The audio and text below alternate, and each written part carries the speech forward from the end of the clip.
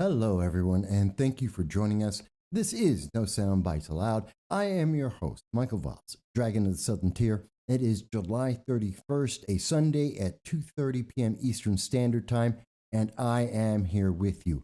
I am so happy to be here with you because it is only because of my audience, you, that have made this possible. Like many people in this recession that is now official, we've been having a lot of difficulties too. We understand. And, we were down. Our internet was off because we have, life affects us all. But, the audience stepped up, made it possible for us to get back online, to be here with you.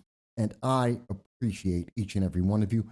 We'll be having a special message for everybody a little bit later in the show, just on that message.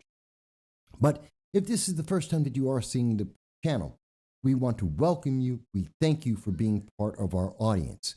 We want you to know that we do long-form political commentary, and every Sunday we reach out to everyone in the world. No matter what your government may think, we want to hear your voice. We believe in your right to free speech. It is more than just an American principle. It is something that I believe it's in every country. By birth, you have the right to speak about the issues that affect your life. And so we are happy to be able to share that with you and around the world. And Dal is one of the first people speaking today. As you can see, you can write in and send us your tweets, your chats on YouTube, Facebook, Twitter, and DLive, and we'll be happy to hear that. Dal says he's fantastic. It's fantastic to see that we're on, and he was a little worried we wouldn't be able to make it. Again, I have the best audience on YouTube, probably in social media. You guys heard that I was having difficulty, and people came and helped us. And that's why we're here today. So I want to thank each and every one of you for that. And so we're going to talk a lot. Now, by the way, folks, you can call in. It's not just chats and tweets. You can call into 607-242-1582. You see it scrolling above my head. And you can call in with your thoughts about the issues that matter to you. This is a conversation. And I'm always happy to hear your thoughts, whether you agree with me or disagree with me. As long as it's respectful, I want to hear your voice on the issues that matter to you. Because no one else in the news media, no one else in politics is really bothering to do that. They're not asking you what you think. They're telling you what you should be thinking. And I think that's a problem. I think that's something we need to change in America and around the world and on social media. Because you are the difference. You're the most important part of all this. None of it works without you. Now, we're going to be talking about a bunch of things. I was out of the loop on some of the issues that are going on this week, but there's a lot of things that I did catch up on over the last couple of days to make sure that I would know exactly what was going on in your mind, what's going on in this world that we aren't necessarily being told about. Sorry, I'm also getting one of my screens set up as we go. So I want to talk about the recession, which is now official, even though it's not official. You got to love this. The Democrats, the news media, they love to change definitions. They love to change the situation. We have known consistently for decades now that a recession is after, if we have two quarters in a year, 6 months, where we've had continuously the GDP of the nation has gone down, that is a recession, period. It's widely understood. And yet we've had that happen now.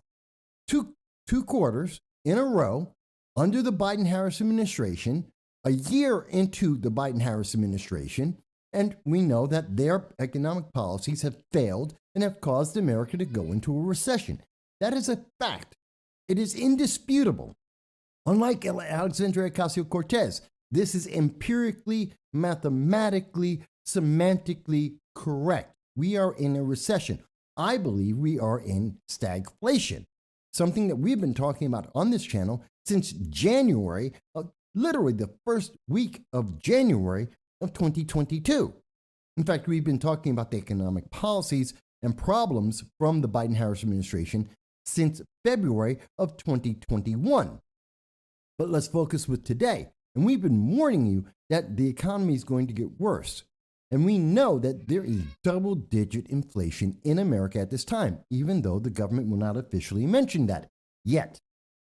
But just like we were 6 months ahead telling you that we are in a recession, well, now we are. And the news media is saying, well, it's not really a recession. It's just, really high inflation. Interest rates are going up. The Fed is terrified, trying to give the nation a soft landing. Europe is in a recession as well. The world is facing a food shortage. Energy prices are skyrocketing. But, that's not an economic problem. Things are really good. You know that things are really great, don't you? It's just that you don't understand. You're just not smart enough to get that. That's what the news media is telling us. They think you're dumb. They think you don't understand what's going on. I think that's rather insulting and aggravating. It pisses me off. I think it should piss you off too. Because we know we're in a recession. You went to the store today. You went and paid for milk, eggs. You went out and bought things that you need. Maybe you weren't going for baby formula. You saw that 15% of the items that you normally buy aren't on the shelves. They're just not even there. You know that the prices of the things that you buy, like meat, are up 35, 45%. You know this. You know the reality. Meanwhile, we have the major news media are telling us, no, you just don't really understand. It's even though you're paying more money, things are great. You just don't get it. Because Democrats are doing fantastic. This is the message we're getting, and I will highlight that this isn't just me saying this. Literally, the Democrats have spent over $1 million to put out an ad to tell you that you just don't know. You're just not smart enough to understand what they're doing. Literally, the Democratic Party, the DNC, has spent over $1 million in advertising to try and convince you that you just don't understand the economics that's going on, because they have a plan. I'm going to get into that. It's incredible. And it amazes me that politicians today think the American public are too dumb, or that a slick ad for 30 seconds is going to cover up everything else and you won't pay attention. It doesn't matter anymore. Look at that ad. That's a really great slogan. It must all be good. Build back better. Sounds fantastic. Sounds positive. Things must be doing great. Hey, they have a bipartisan Safer Communities Act. My community must be safe now. Fantastic. Oh, they're trying to put through a gun ban. Well, then I must be safe. Gun crime must be disappearing in America. Are you kidding? We all know what the reality is. We see the actual crime numbers. We actually live in the communities, unlike many of these politicians who live in gated communities that you can't get to, that they have private security so that you can't get near them. They are about as separated from you as being in another country. They are living entirely different lives that have no connection to you other than when they show up for a photo op. I mean, that's what Chuck Schumer does. Look at Chuck Schumer over the last 30 years. Chuck Schumer is never anywhere unless it's a photo op. He doesn't talk to you. He doesn't mix around with regular people. He has no connection to you. Nancy Pelosi, the same thing. Adam Schiff, Jerry Nadler, Alexandria Ocasio-Cortez. They don't even have to be in for decades. Alexandria Ocasio-Cortez is doing the same thing. This is a problem. And this is why our economy is doing so badly. It's why America is not being respected around the world. It's why the peace in the world is destabilizing. Now, of course, as always, if you disagree with anything that I said so far, call in 607-242-1582. The phone is plugged in. It is charging up. I'm happy to hear you tell me why I'm wrong. I'm happy to hear that. In fact, I would love to hear that we're not in a recession. I would love to hear that the economy actually is doing well for the majority of Americans. I would love to hear that. I want that positive news. It's just not real. It's just not happening. And the reason why we don't hear them talk about this honestly is because they want to win the 2022 elections. They want to preserve as many seats in Congress, as much power as they can, because they know they're in trouble. And so the only way that they can possibly hold on to any of the power that they built up is if they lie to you. Lie to you. They're not misstating things. They're not misrepresenting. They didn't make a mistake. They are flat out lying to you. And we need to call these politicians out for what they're doing. If you think I'm wrong, hey, fantastic. Tell me why I'm wrong. I want to hear that. Now, we're going to be talking about a few things here. Give me a second. Trying to make sure everybody knows that the show is on and that we are live. Give me 1 second. There's a couple of things that we can only update once the show actually starts off. And so that's what I'm trying to do right now is update that for you. But there's something I want to start off with that I think is a little different. And it affects a friend, well, an associate of mine, someone that you've probably seen on various shows as well.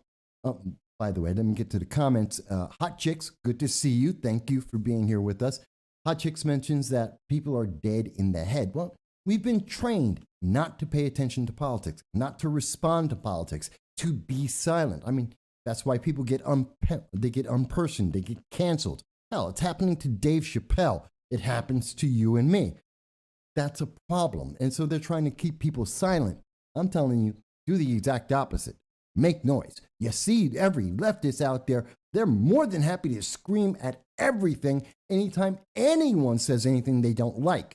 But everyone else, the majority of Americans, we just stay quiet and let things, it'll work out, and we just wait. I'm sorry, the time to wait is past. We need to speak up. We need to take action now because it's only getting worse. And I'll explain what I mean about that in just a second. James is with us. Hello, James. And James says, so many breakaway societies outside the lens of drag queen story hour and ongoing covered up Fukushima meltdowns wiping out the climate. Yeah, there's a lot of stories that are out there. There's a lot of news that people aren't being told about, and I think it's very important. Let me start off the show with something that's close to me. As I mentioned, this affects someone that I have been on various talk programs with. You've probably read several of his books. He's been doing it for 37 years, a 37-year author. Okay, man, successfully been writing books. He's been a New York Times bestseller. And if you like video games, if you like anime, you probably heard of something called Battletech. Now, you don't need to know what that is per se. It's a video game. It's a sci-fi game, okay? It's Battletech. It's really big robots shooting at each other, okay? That's essentially what it is. Big robots firing off guns and rockets and lasers at each other. That's it. And there's a lot of fun games about that. And there's a whole huge history behind it. It's got novels and movies and TV shows that have been done about this. And it's been around since the 1980s. You may know about it, you may not. Depends on how much you like science fiction. Fair enough. And you may have heard about it recently, because 2 days ago, this article came out. Now, this article comes from PC Gamer, and it was on July 29th. Battletech has grown into a sprawling, must-play mech war sim. Sounds great. Sounds important. I want you to understand something about this because it's important. I want you to follow me on this story. The last time, there is no new game. This is PC Gamers. They talk about video games. This is a video game that they are talking about called Battletech. There has not been a new version. This isn't a new game. There is nothing that has been out about this for years. But they're talking about it in PC Gamer 2 days ago. Why would PC Gamer, why would the news media be trying to tell you how great something is if they haven't done anything in years? Years. Why are they talking about it? They don't have a new game coming out for years. There's nothing new about this. So why did they suddenly, out of the blue, put out this article telling you, this is great, this is fantastic, This is something from 2018 that you need to know about today in 2022, 4 years later. What's going on? And this is how you can see, and the news media plays this kind of game on a regular basis. This is how they manipulate you. This is how they cover up stories.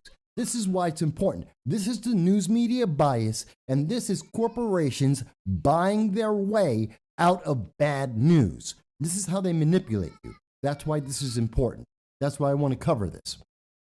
The reason why this story was written by Dominic Tarasov is very simple.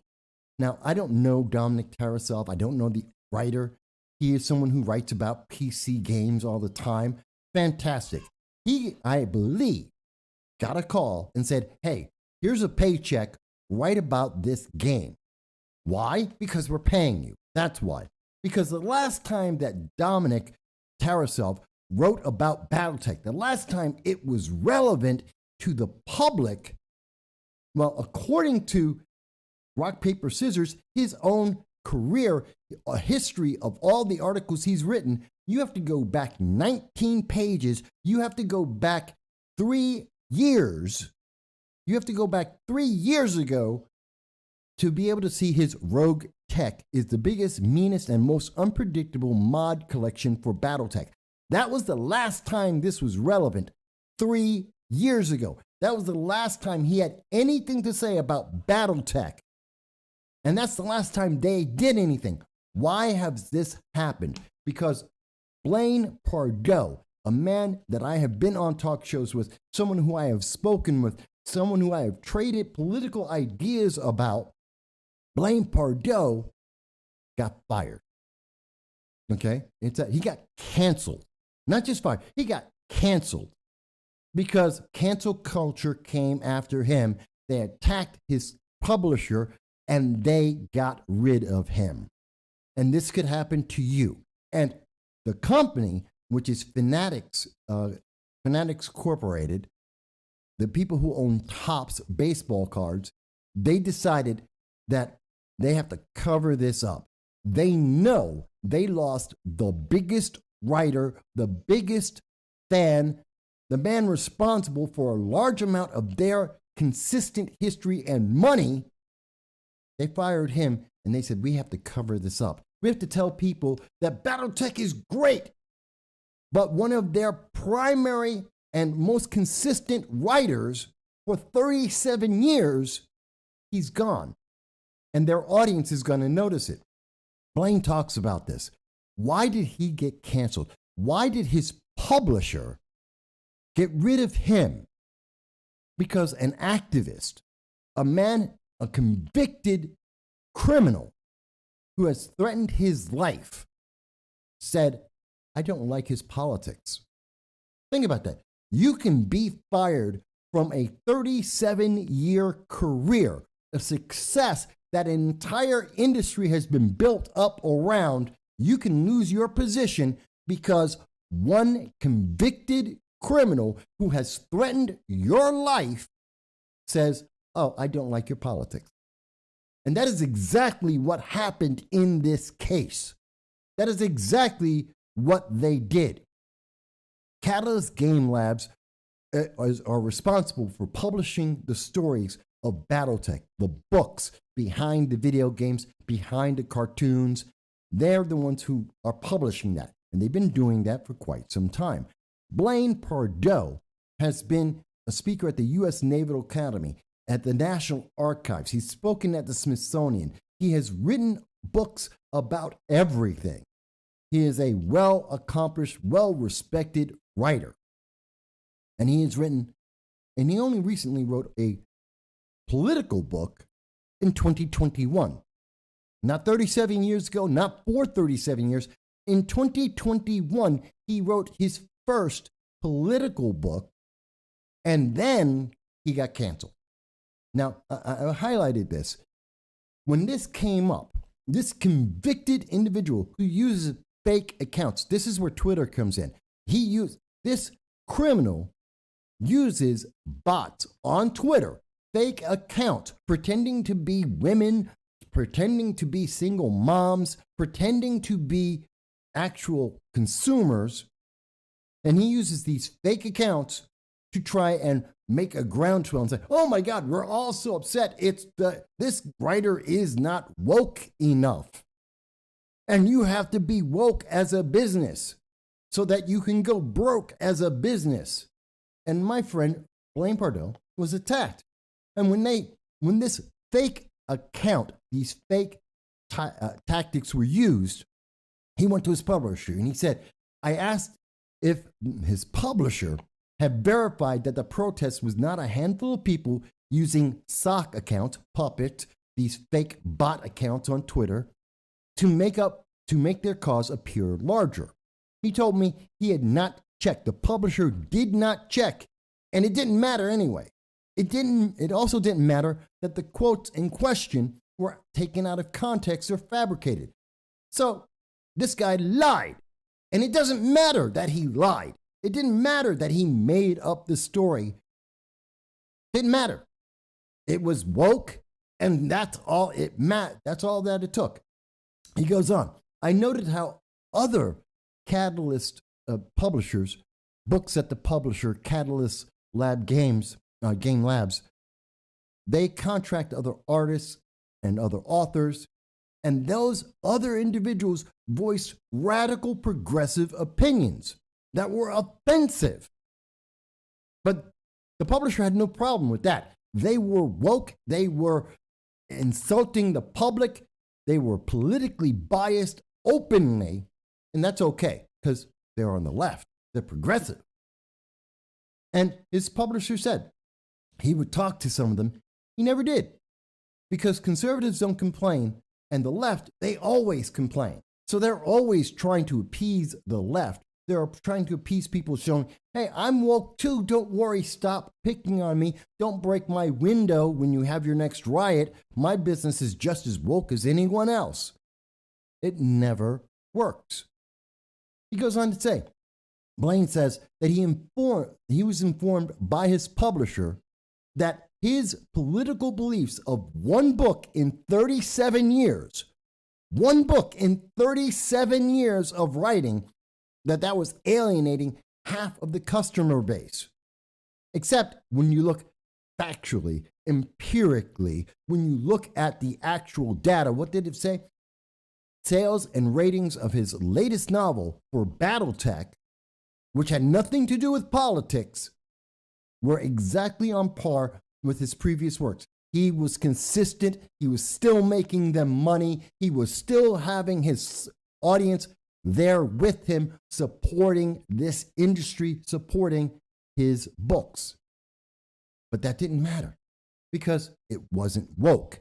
They were making the same money. They were still staying in business, but it wasn't woke because someone on Twitter said it wasn't woke. So Blaine said, no problem. You know what? I'll solve this for you. I'll do the same thing that we see many other writers have done, including, who's the guy who wrote The Stand? Stephen King. Just like Stephen King, he decided, I'll use a pseudonym. I'll use a fake name to publish the books going forward so that people who think he's woke, they won't know. People who are upset that he's a conservative, that he's a regular average American citizen, well, they'll have no reason to boycott the book, even though they already aren't. No problem. The publisher said no. So, literally, the publisher decided to side with someone who threatened the life of one of their authors, one of their employees. They are siding with the woke mob, and they're punishing someone because he said, I have the First Amendment. I can write an entirely different book with an entirely different publisher to an entirely different audience. I can have a product out there that other people in an entirely different genre may be interested in. And they said, well, that's dangerous. You're woke. You got to go. Now, I bring all that up because I want you to know that's you. What's happening to Blaine is going to happen to you. And I hope, and I spoke to Blaine a little bit earlier today, we do expect to be having interview with Blaine to talk specifically about this, about the danger to you, because this is your free speech. This is your ability to live your life. This is about oppression and coercion, using the force of social media to deny you a job, deny you the ability to live your life, and to threaten your life. That's all being condoned. That's all okay as long as you are progressive. That's a problem in America. You want to talk about the root problems in America? There's the root problem. If there's nothing else, that's the root problem. And what companies are doing today is they are trying to cover that up so that you don't even notice. That's why Dominic Tarasov put out a BattleTech article 3 years after the last time he has ever mentioned this company, the last time they actually even did anything of any importance, because it was a cover-up. They were trying to hide the fact that they went broke and they don't want to go broke. That's what I believe. Now, maybe you think I'm wrong. Maybe you think that because an author wrote an entirely different type of book, a different genre, targeting a different audience through a different publisher, that you think that that's still connected, and that means you have to be woke in every single aspect of your life, no matter what it touches. And if any aspect of your life ever isn't woke, that you need to be punished, please explain to me why. Why does the First Amendment not apply to conservatives and to Republicans? Why? Why is it that we have to be treated in an entirely different way, a repressive and punishing way, because we don't agree with the ideas someone else has? Why do I have to comply as a Republican, as a black Republican, as a black Hispanic Republican?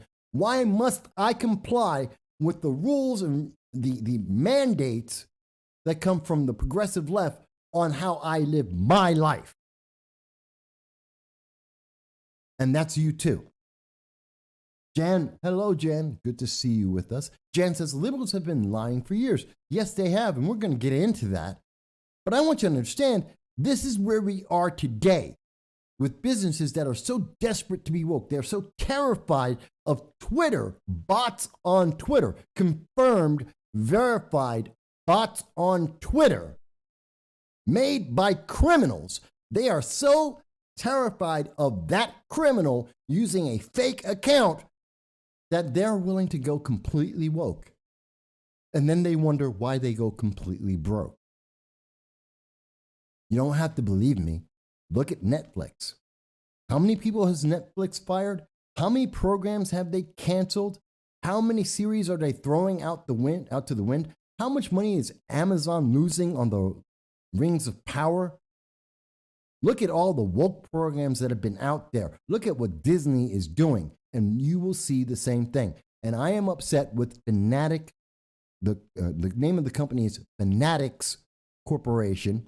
They own Tops, and they're the ones who are at the root of this. They're the ones that said, just make the story go away. Yes, it's fake. Yes, it's a criminal. Doesn't matter. Make it go away. Punish the conservative, because conservatives don't complain. Leftists do. And someone might see a fake account by a criminal on Twitter, and that could maybe one day kind of sort of affect their sales. It never has. There is no evidence of that, but that's what they're afraid of. They will throw you under a bus because you're not progressive enough.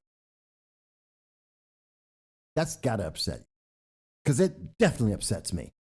And I am upset. And I tell you right now, and I have said it publicly, I told this to Blaine, I will tell you, Blaine's next book, I don't care what genre it is in, I am going to buy it. Blaine Pardoe, his next book, I will buy it. I don't care what it is, because I will support someone who is defending their First Amendment right. Because Blaine could have said, well, let me apologize. Let me go out and apologize to the progressives, and this way they'll feel better. No, because that never works. It has never worked. It never will. Because once you start down that path, you can never give them enough. You lose all of your power. You lose all of your agency. You become a puppet to their whims the moment that you decide, I'm going to apologize for being white. I'm going to apologize for being a Republican or a conservative, for not doing what they are telling you to obey. The moment you do that, you lose everything.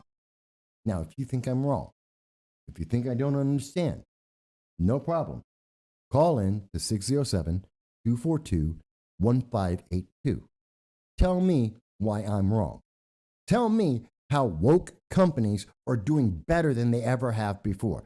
Tell me how they're raking in profits. Tell me how you are actually paying attention to those programs, that you're actually you're going out there buying those products because they're woke, that you're going and paying attention to those entertainment programs because they're woke. And I will tell you that that is a lie, because no one is watching these woke programs. That's why the CW sold for $0.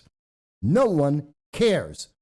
Not even the progressives who are telling you that you have to be woke.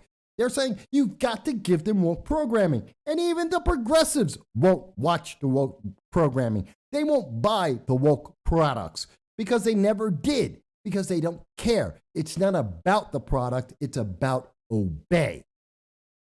That's what this is about. You need to obey. And that is very upsetting to me. And this is happening at the same time, and these companies are trying to hang that up at the same time that we don't have plans in this nation, that they have this agenda to make you obey, to make sure you don't ask questions when you absolutely need to. I'll give you a great example of this. Here's something that you need to ask a question about. We have been saying since January, there is going to be a problem. Food costs too much. It is inflated in its price. And then we found out there's a food shortage on the horizon. It's going to be here in 3 months. We're going to have a food shortage. It's not a question. It's not a guess. It's not an iffy thing. It is a fact. Again, it is empirically correct. I know Alexandria Ocasio-Cortez doesn't like empirical facts. She thinks feelings are far more important. Well, you may feel like there should be a lot of food. There isn't. There is world hunger is already on the rise as we speak. This is coming from Barron's. Can't tell me that they're not internationally recognized, that this isn't some kind of Mickey Mouse company. This is a serious, world-respected agency telling you world hunger is rising right now. And we know that there's going to be a shortage, according to the White House, come the fall when we have to do our crops. We know there could be up to 40% less food in the world and in the United States. 40%. Can you live with 40% less food? And by the way, if you think things are expensive now, what do you think things are going to cost when there's 40% less food? Now, I understand. We know that right now in Sri Lanka, the government got toppled, actually removed. They changed their government because people are starving and they can't afford electricity. They got power outages. That's Sri Lanka. We know in Panama, people are in the streets right now looking to possibly topple that government because people are starving and they can't afford the electricity. They're having blackouts. We're seeing this grow throughout the world. A good third of Africa is starving as we speak. According to Barron's, there are over 2.3 billion people who don't have access to food. 2.3 billion people out of a planet of over 7 billion. That there are 700 to 828 million people who are facing hunger today.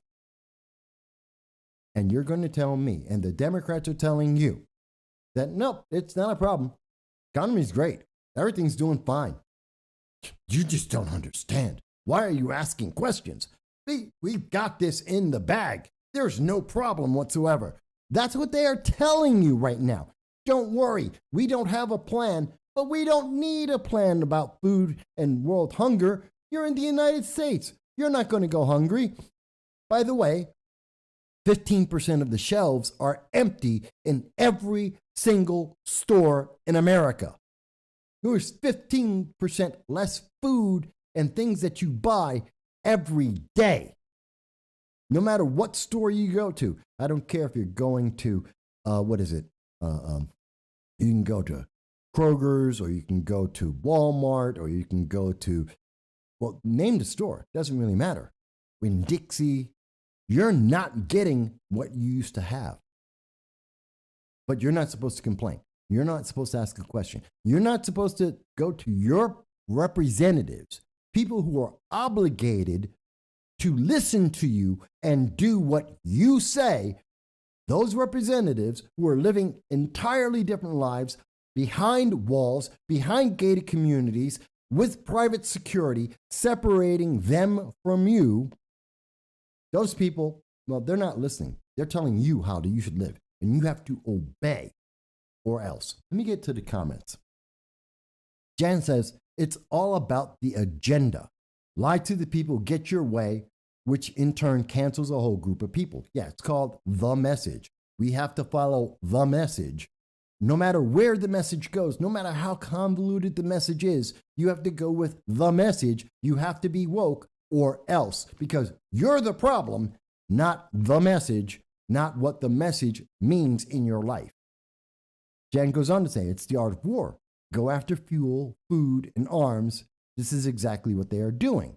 Seems like it. Dow mentions that these companies completely broke with inflation. They think that the money is worthless anyway, so social credit and clout is worth more. I hope it's not social credit, which is a principle coming from the Chinese Communist Party, a nation that regularly oppresses people because they have a religious belief that they make people disappear, like permanently disappear. This is like Idi Amin disappear. These people are gone forever. What do you think that means?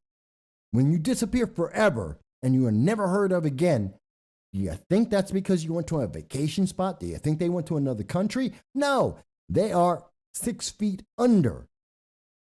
Those are the Uyghurs in China right now. Human rights abuses left and right. But hey, we should do the social credit system just like China does because it's so fair. It's so honest. At least that's what they keep telling us. But no one believes it, especially if you speak to anyone who was in China and came out and got out of that nation and can speak freely. You don't believe me? Look up Lily Tang Williams. Matter of fact, let me put this, I want to put her name down here so you can see that.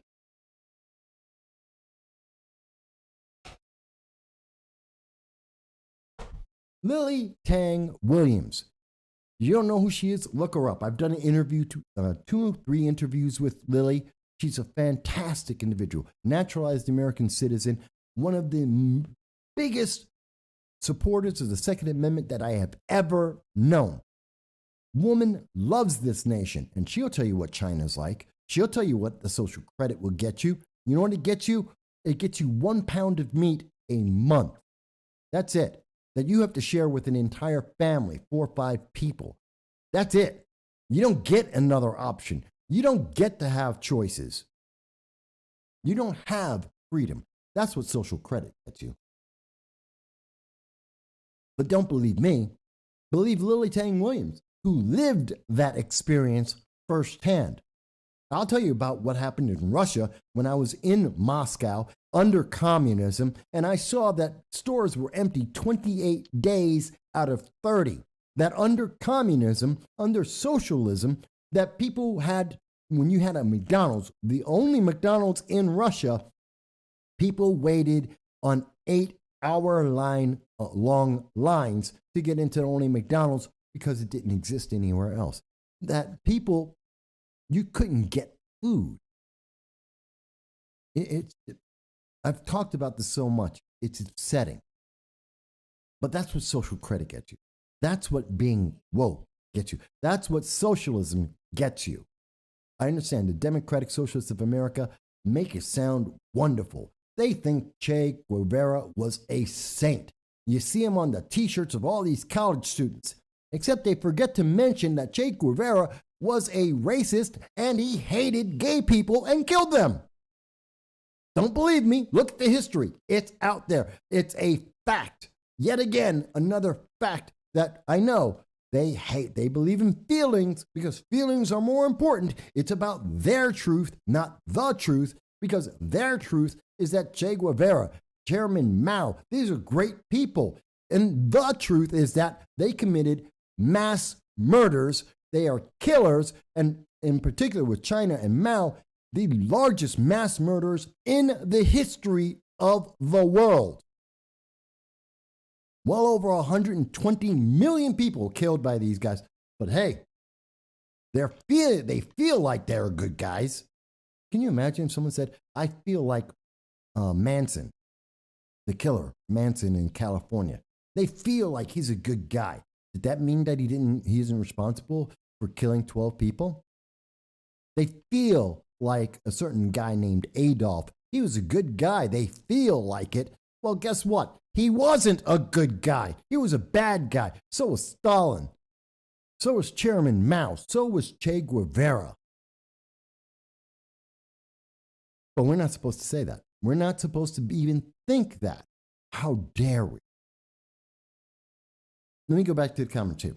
Mike Bowie mentions, we're in a recession, but while the country suffers, the ruling class continues to grow richer. That's Pelosi, that's Biden, that's Chuck Schumer, Kirsten Gillibrand, even Alexandria Ocasio-Cortez, Cori Bush, and of course, Patrisse Cullors, the former president of BLM, who bought herself 6 mansions, 6 of them with your money.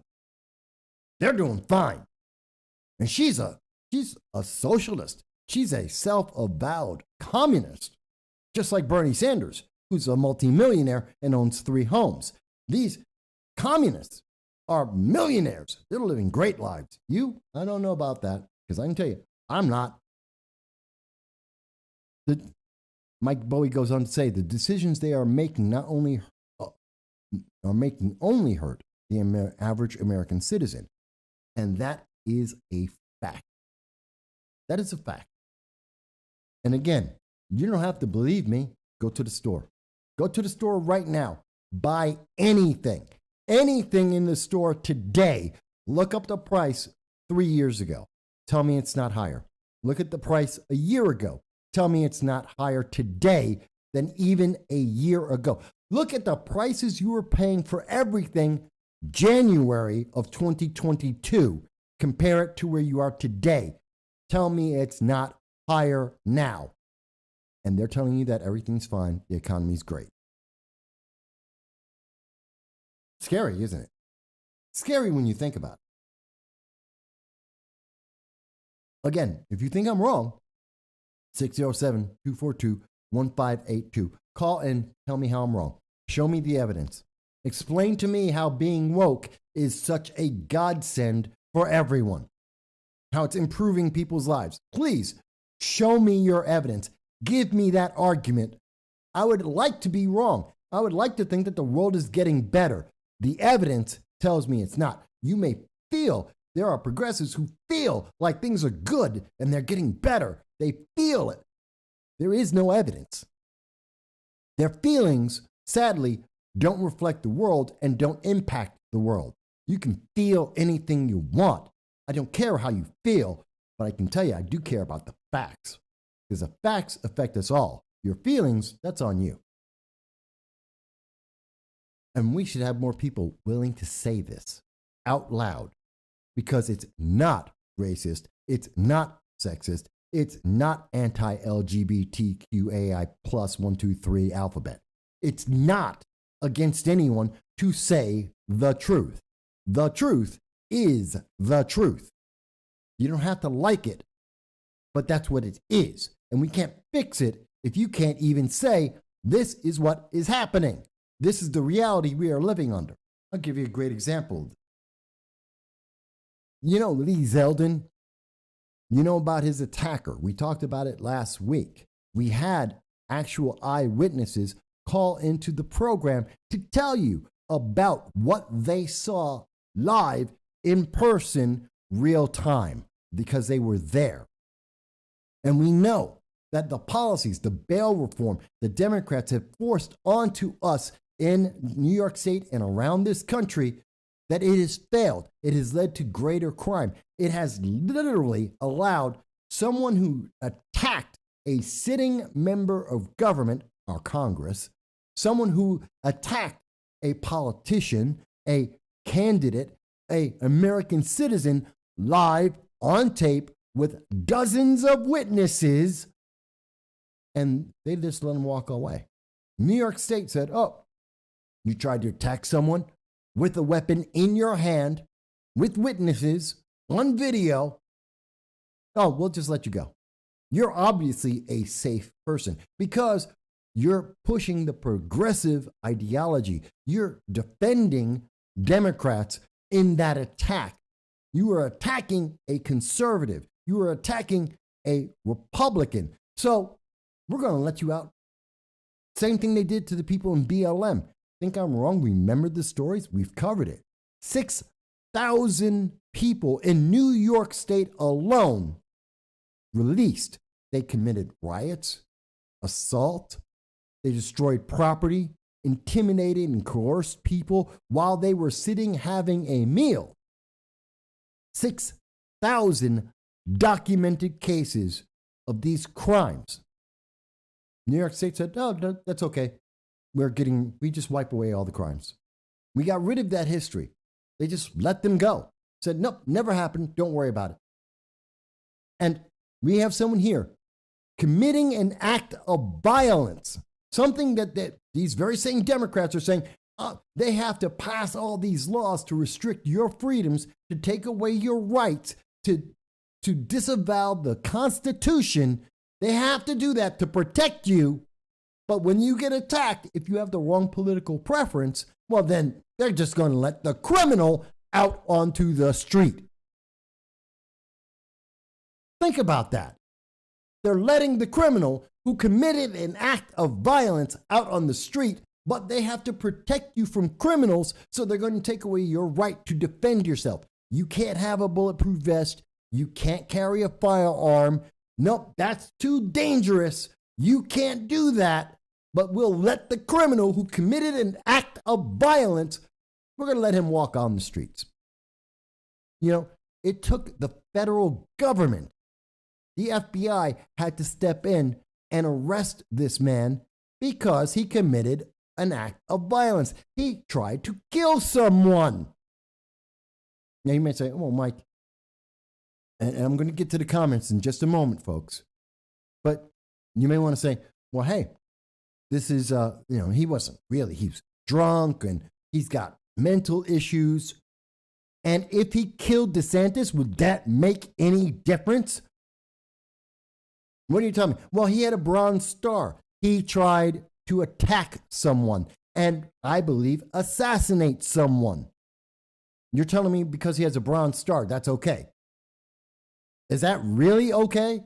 Think about that for a second.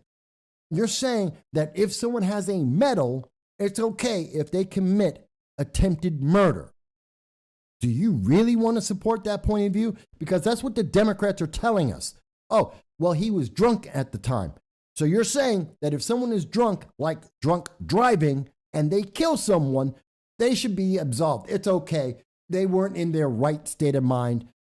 You know what? We'll just forgive them. It doesn't matter if a mom and a bunch of kids got killed because the person was drunk and driving.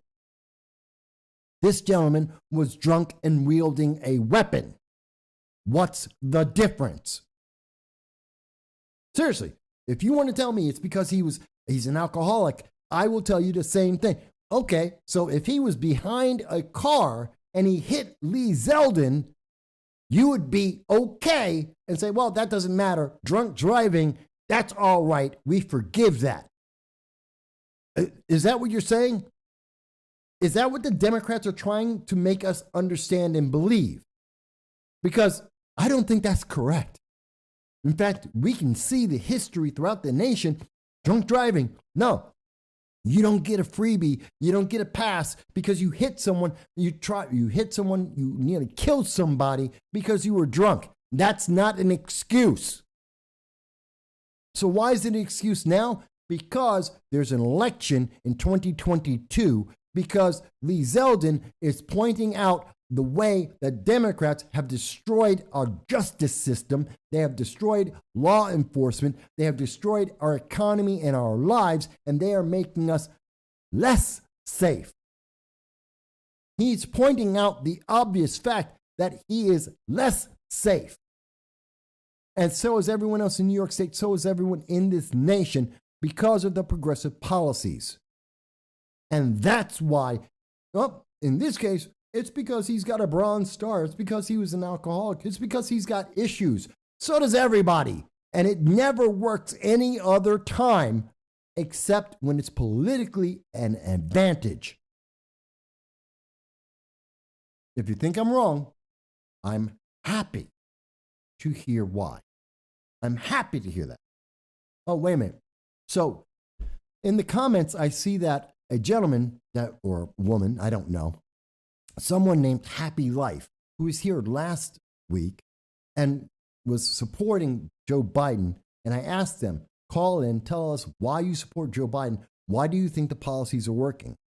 Never answered. Today, they're coming back. And somehow, suddenly, I also have another individual named Be Grateful telling me that Joe Biden is the best president of my lifetime. Are these real individuals? I don't think so. And I asked them, and I will ask both, Be Grateful and Happy Life. Sounds pretty much like the same kind of message here. And you're saying that, oh, Biden is great, fantastic. Tell me why. You said Joe Biden is the best president of your lifetime. Well, unless you were born yesterday, that's not true. That is not factually true. It is not empirically true. It is not mathematically true. It is not semantically true. There is no way I can tell you he is not the best president unless you were born literally 24 hours ago and he's the only president you've ever had. No, he is not the best president of anyone's lifetime. If you happen to be older than a year and a half, there have been better presidents, period. But you know what? If you disagree, I'm not telling you that you can't believe that Joe Biden is fantastic. Tell me why. No, Joe Biden didn't secure LGBTQAI plus rights. That was done Obama, Clinton. You got to go back in time. That was, hell, people who did it, that would also be Bush. That would also be Trump. That's not correct. You're factually not correct. What exactly did Joe Biden do about LGBTQAI plus rights? Nothing. He had diversity. Diversity isn't about gay rights. So please explain yourself. Biden recovered the economy from COVID, which is why we have had 2 quarters of the GDP of the United States down. We are in a, not technically, not kind of, sort of, we are officially in a recession at this moment, and inflation is over 9.1%. Your money is worth less than it was worth in 2020, and you're telling me that's a recovered economy? How do you claim that? Be grateful, please. You're jumping through a bunch of stories, but you're not giving any facts. You're not getting any evidence. You're trying to come up. The Dow is up. The Dow Jones isn't my pocket. It isn't my check. The Dow Jones has nothing to do with my day-to-day life. The Dow Jones being up doesn't account for the fact that I have to pay more to get a steak, to get a hamburger, that I want to go out there and get baby food. The Dow Jones has nothing to do with that. The Dow Jones is not the economy. And you're telling me that I'm lying. What have I said that is factually not correct? What I am showing you the evidence, and I have shown evidence before. And again, I'm not picking on you, but I want you to be clear because you're on my channel. You decided to come here and to tell me that I'm wrong. Okay, stand up and actually explain it. This is the best economy you've ever lived in? Hang on. I know you've heard it before. One second. What difference does it? You make. Sorry, I hit a button here. So you're telling me that this is the best economy. I love this. And folks, you are seeing this live. We were just told by Be Grateful, which I believe is a bot account, that this is the best economy ever. No one believes that. No one. Democrats don't. There isn't a poll out there that shows that a majority of Americans, not even a majority of Democrats, believe that. That's a lie. And you tell me I'm a loon because I don't want to ban all guns. What do you know about gun control? Look, this is what happens when you get a bot, folks.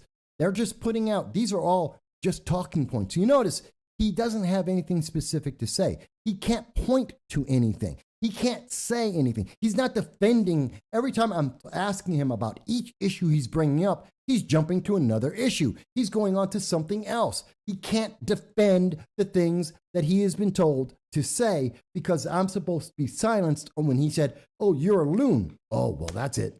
Now I'm being told that I hate women. Show me your proof. What's your proof? Let's make this real simple. You want to shut down the channel? You want to shut my voice down? You want people to not pay attention? Prove yourself. You just said, I hate women. That's your quote is, Biden will beat Trump again. You hate women. Fantastic. Don't keep skipping around. Prove it.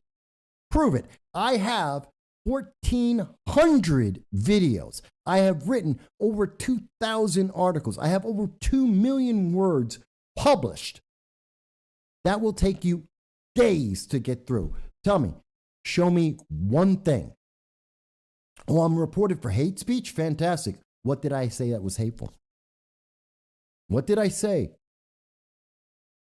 If you've got this, go ahead. You can report me all you want. And that's the thing. See, folks, now you've seen it live for yourself. What do? They can't defend what they are speaking about. They cannot actually make sense. They can parrot what they have been told to say from CNBC, from CNN, from all these other left-leaning channels. They will parrot these things. They will put them out there. They expect you to accept it and be quiet. They expect you to not challenge them. And when you ask for proof, when you ask them to qualify what they have said, the answer is, well, you're just hateful. I'm going to report you. It's hate speech. You have to be silent. That's what they do. This is what is happening to you. And if YouTube silences me, if we see that Facebook does this, you will know that the censorship is more important than the truth, more important than the facts that I am empirically, semantically, factually putting in front of you. This is what they do. They try to silence you because they have no argument. They cannot defend what they are saying, and they will not try. They will just parrot out the talking points, spit it to you because they do not understand the issues.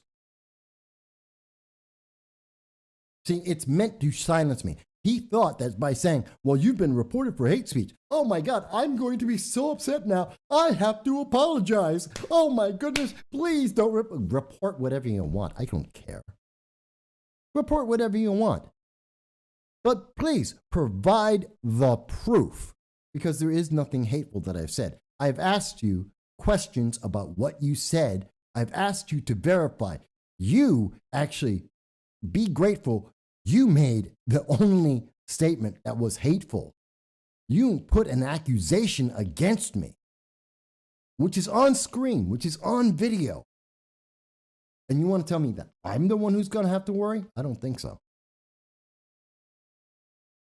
See, folks, this is why I engaged that. People might say, well, Mike, why were you engaging what appears to be a bot, a troll, someone who's just there trying to distract the show? The point is that I want you to see real time, this is what they do. They try and find a way to engineer it to try and kind of sort of make it so that they can then turn around and go, see, now I can silence him. He said something that I don't feel was good, something I didn't feel right. It made my feelings upset, which I don't care because I don't care what your feelings are. I really don't. And I've said that always. I care about the facts. I care about the consequences. I care about what affects our lives. The reality and the consequences of what is being done out there. Fantastic Happy Life report. I think you're the same person. I think Happy Life and Be Grateful are the same exact people that this is. You can think it's a hate cast if you want. Point out what was said that was hateful. Let me double check. Let's double check, folks. They want to say this is a hateful because Lee Zeldin, according to Politico, this is the fact. So they think it's hateful to talk about what Politico put out there. They think it's hateful to say what Barron's magazine has said about world hunger. They think it's hateful to actually talk about articles that were written by PC Gamer and the actions of fanatics, which is in writing and out in the public. This is what they think is hateful. They think it's hateful to be a black man and to be Republican. Oh my God, he's a black Republican. Oh my God, that's gotta be hateful somehow because Republicans are just such terrible people somehow based on their feelings. Hey, you came to my show. I didn't go to you. I didn't ask you to be here. And if you didn't like it, go away. I'm not begging for you to be part of my audience.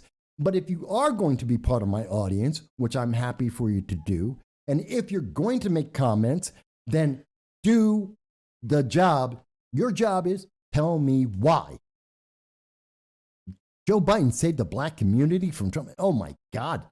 Well, that's a racist statement, for one. And two, you have no proof. You have no proof. Prove it. What? He saved them because they voted for him, so that made sure they were black?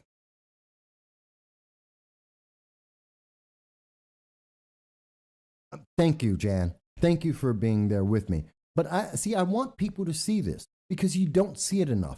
Because they expect that the moment they say, oh, you're not being woke, you're being racist. Not being woke is being racist. Being Republican is being racist. Being conservative is being racist. That's it. Or it's sexist, or it's some other ist, or some other phobe. They want you to be terrified, and you're going to get punished for that. They're going to unperson you. They're going to censor your channel. Oh, aren't you afraid? Aren't you going to stop speaking now? No, I'm not.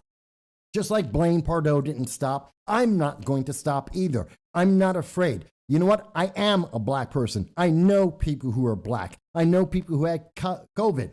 When did I mention anything about COVID? See, now you're trying to change the story and you're trying to change what is being said. No one has been talking about anyone's color of skin. No one has been talking about the pandemic at all. You're the one bringing that up. No one's questioned what the numbers were. You're doing that. Oh, now I'm not black. Now you're a racist. That's a racist statement. How can you tell me I'm not black? How would you know? I just told you I'm black. Matter of fact, according to the left, here it is, folks. Let's look at this. This is the left that says that if you say you are a toaster, you're a toaster. If you say you're a man or a woman, you're a man or a woman, whatever you describe. You can be transracial. You can do that. What's her name? Dolan's is black, even though she's white. You can do all of that. But now this Democrat, potentially, this progressive, most likely, is telling me that I'm not black. He's telling me what I am. He is deciding for me what I am. And yet he's also telling me that I'm the one making hate speech because I am black and Puerto Rican and a Republican. But he's going to tell me whether or not I have the ethnicity that I claim, the ethnicity that you can see on this screen. This is where the Democratic politics are leading us. This is where Democrats and progressives are leading us. You don't get to make the choice. The elites, the fake elites, will make that decision for you. This is real time, folks. This is in live. This is a live stream. This is happening live. That you are seeing how they are trying to oppress me. The very people who say that they're there to protect black people. They're there to protect minorities. And yet they are attacking me because I don't agree with their principles, because the result of their principles has been inflation. It has been higher costs. It has been a destruction of global peace. And I am showing you the proof. So I ain't black. You didn't win anything, but feel good. Yes, that's right. You had John a four slice toaster. Thank you, John. So we've given enough time to the bots that are out there, what I believe are fake individuals. They've proven the point better than anything I could have done. They showed you directly. They're not real. They're parrots. They're there to troll, to try to silence you, to scare you, to force you to comply. It's a form of coercion. And that's what they do. Mike Boy says it's not a bot, it's Biden. I don't know if you could tell the difference between the two. Biden is a bot sometimes. But I want you to see it real time, folks. I want you to see exactly what's going on. I want you to see the tricks and the techniques that they use to try and wheedle away so that they can try and get rid of you, so that they can silence you, to scare you, to coerce you, because they don't have an argument that can actually win you. They don't have a compelling argument that says, hey, this is great. I'll give you an idea. Let me jump. I was going to talk about this a little bit later. You know, they don't have a winning argument. I want to show you, where is it? Hang on one second. Because there it is. You know, when I say that Democrats don't have a winning argument, the Democrats are desperate right now, let's go to NBC News. This is NBC that put this out. And I want you to see this. This is from Meet the Press, from NBC News. And this was published on here it is, July 28th of 2022. July 28th of 2022 by Mark Murray on NBC. Okay? So I want to make sure you understand this isn't some kind of left-leaning thing. Democratic radio ad targets Latinos, accuses Republicans of being extremists. The subquote, Democrats seem out of touch, but the ad claims not true. This is it. This is an ad that is being paid for by the Democratic Party to target Latinos right now in the Southwest of America. This is the ad. I want to read it to you word for word so that you can hear this, and then I want to hear what everyone has to say about it. The ad starts with a woman. Oh, my back and neck hurt. Another woman. It's because you're working too much. Calmate. You should slow down. First woman. I can't. I need to make more money. Look, with gas prices through the roof and my kids needing daycare, it's not enough. Admitting the economy sucks. Woman 2. Don't worry so much. The first answer from Democrats, when you say that the economy has failed and you are not doing better than you did in 2019, you're not doing better than when you were doing in 2017, 2012, when you're in trouble, don't worry. So the woman goes, but I'm just so stressed out and I don't know what else to do, because you are trying to do well in an economy, in an economic policy that is meant to hurt you as an individual. Woman 2 says, what you could do is vote for Democrats. These Republican extremists have no plans to help us. Okay, so they're saying Democrats have a plan. No one knows what that plan is. No one can point to the plan. There is no plan. As I said, and I've shown you, and I again ask people, what is the plan to deal with the food shortage that the White House has already mentioned to us? What is the plan to deal with energy? They're selling oil to China. That's the plan they have there. There is no plan to fix our southern border, which is one of the biggest problems we have in this nation at this time. They don't have a plan. But the fact that I'm a Republican and we do have plans, shut down the border.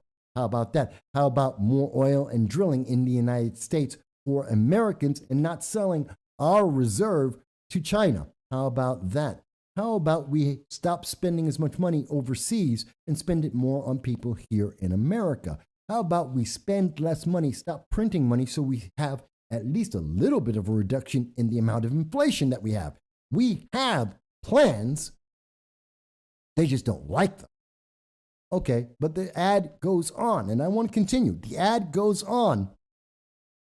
Woman one, but Democrats seem so out of touch, admitting that to the average American, to the average Latino, this is what the ad is saying, that they recognize the average person in America thinks the Democrats are out of touch. Like Alexandria Ocasio-Cortez living in an apartment, $15,000 a month.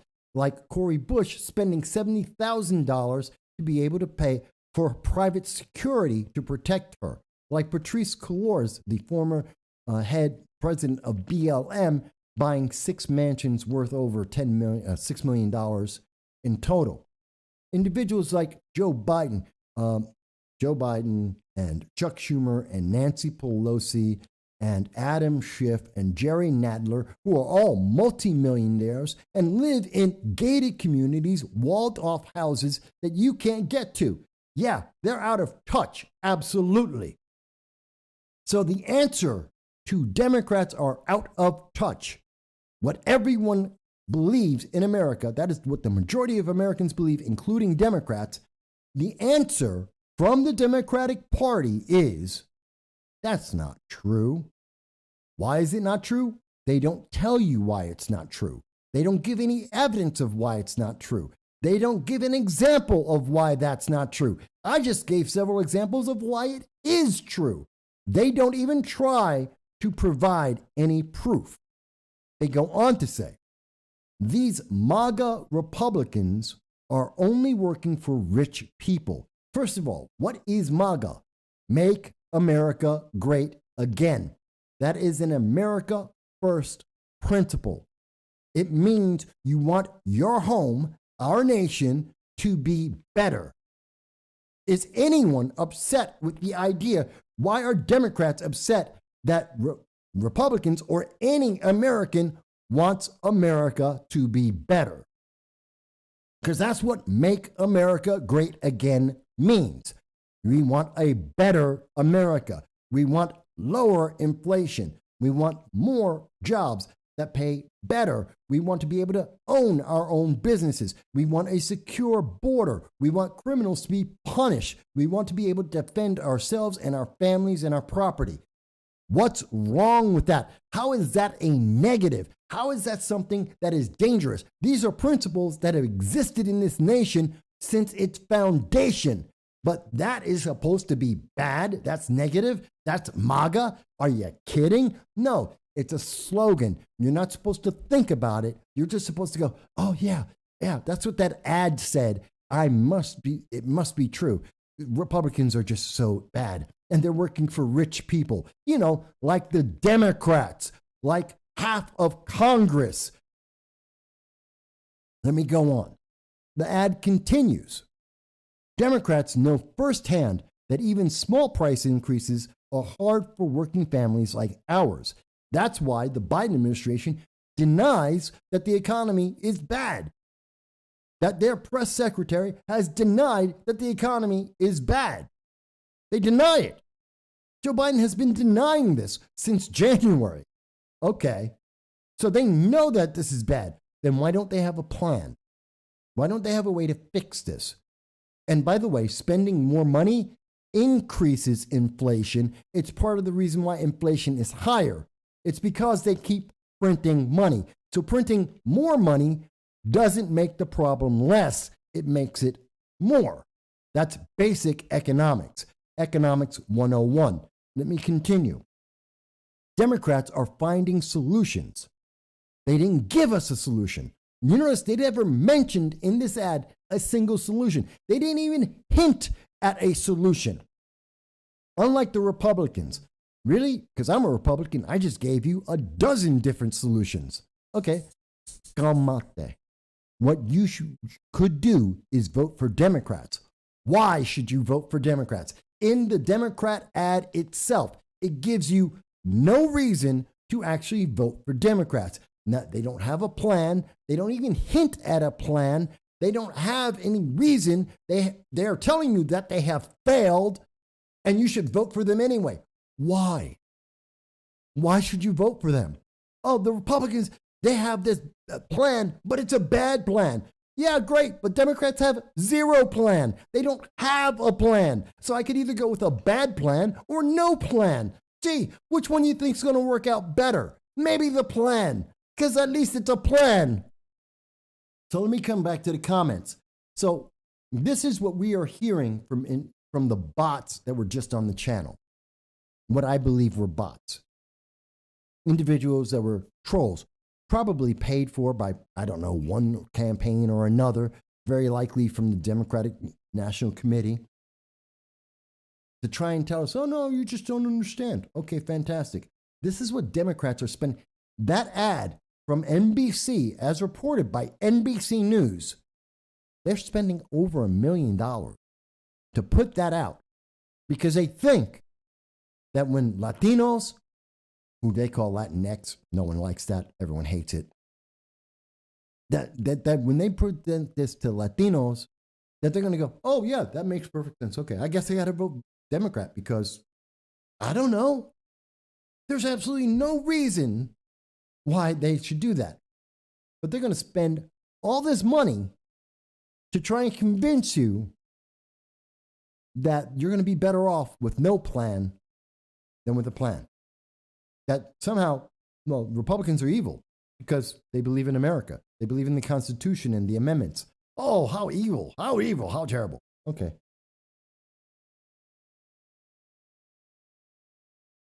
So Jen mentions that we see government create a problem, blame the problem on the other side, refuse to fix the problem, then ask people to vote for your party to fix the problem next election, then make a plan worse. Make the plan worse. Jan, you are so absolutely correct. And yes, that applies to Republicans as much as it applies to Democrats. Absolutely. That's the problem with our government. We need to hold them accountable. And we need to make sure that we don't let them get away with these stupid things. When they make these ads and say, well, you're a Latino, don't think about it, just understand. You're a Latino, so you should vote Democrat. Even though the Democrats have done nothing to help your life and have made it worse, the Democratic policies have hurt you. And you know that the Democrats are not connected to you at all. They do not show up anywhere in your community unless they got a photo op going on and they get out of Dodge as soon as the photo op is done. Don't worry about that. Vote for them anyway. Why? They can't answer that question. Why? A simple question. Just answer that. Why? I know a lot of Democrats in Congress. I know Democrats in the state, New York State Senate, New York State Assembly. I've talked to them on and off the record. Why? Do you know, for all the politicians that I know, do you know why so few Democrats who are elected will come onto this program? Not, mind you, candidates will. Why won't the elected? Why won't people like Josh Riley, who I have known for 7 years, who is a Democrat, who I've spoken to off the record privately for years, and also on the record a couple of times, who has promised to be on this program to justify why people should vote for him in the New York 19th election, congressional election. Why do you think he hasn't been back on this program? Because I'm going to answer a very simple question. Why? Why should anyone vote for you? Why should anyone vote for the policies that have already failed and already cost millions of Americans their jobs, their homes, and taking money out of their pocket, destroying their lives? Why should they vote for that? And they don't have an answer. So they won't answer it. Instead, they'll have bots and parrots come on and say, oh, well, you're just evil. You're just not black. Thank you, but I reject the left's definition of what is or is not black. More importantly, whether or not I am black. You know what? My mom, my dad, my mirror, we all know. I think I know what I am. I don't need the government or a government lackey to tell me what I am. And I definitely, when I hear their ads, you know what? I'm smart enough to actually listen to it and go, you know what? That's stupid. I'm not that stupid. I'm not going to vote for you because you said so. That's not a reason. Going back to the comments. John Cordisco says, but Michael. Yeah, exactly. That's their answer. But they got a plan. They've got a plan. It's a super secret double. It's a double secret. What was it? Anyone saw the movie Animal House? The dean in that movie, the dean, he says they're on double secret something. It's like a double secret plan that these Democrats have. It's so secret, nobody knows about it. It's going to work so great, but no one can be told what the plan is. That's it, double secret probation. Thank you, John.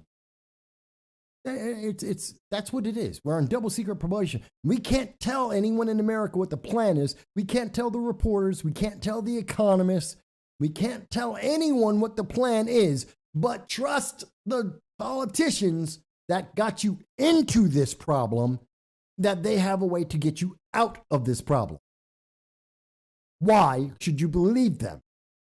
They told you getting into this problem, they told you that this would fix everything. Look at what Joe Biden said in 2020. Look at what he said in 2021 in the first week he was in office, and how he told you this was going to make America better, that we were going to have more energy, that we were going to have more jobs, that we were going to have a better quality of life.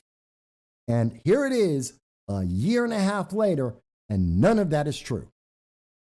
And I can show you, and I am showing you the evidence. Dow says, because if they did produce a public record of their failures, it would make their incompetency too transparent. I think it is. It is insane, folks. And it's insulting. It's insane and it's insulting. But, you know, and I'm showing you the evidence of this. Hey, let's go to, I'll show you another thing. Let's talk, I was going to talk about this later, but this bill, H.R. 1808, which is a bill that almost every single Democrat voted for. All but 5 Democrats voted for H.R. 1808. 2 Republicans voted for it. Those 2 Republicans happen to be Fitzpatrick out of Pennsylvania and Jacobs in New York. Just keep that in mind for the 2022 election. The 2 people who voted to strip you of your Second Amendment rights, and they're Republicans, Fitzpatrick and Jacobs.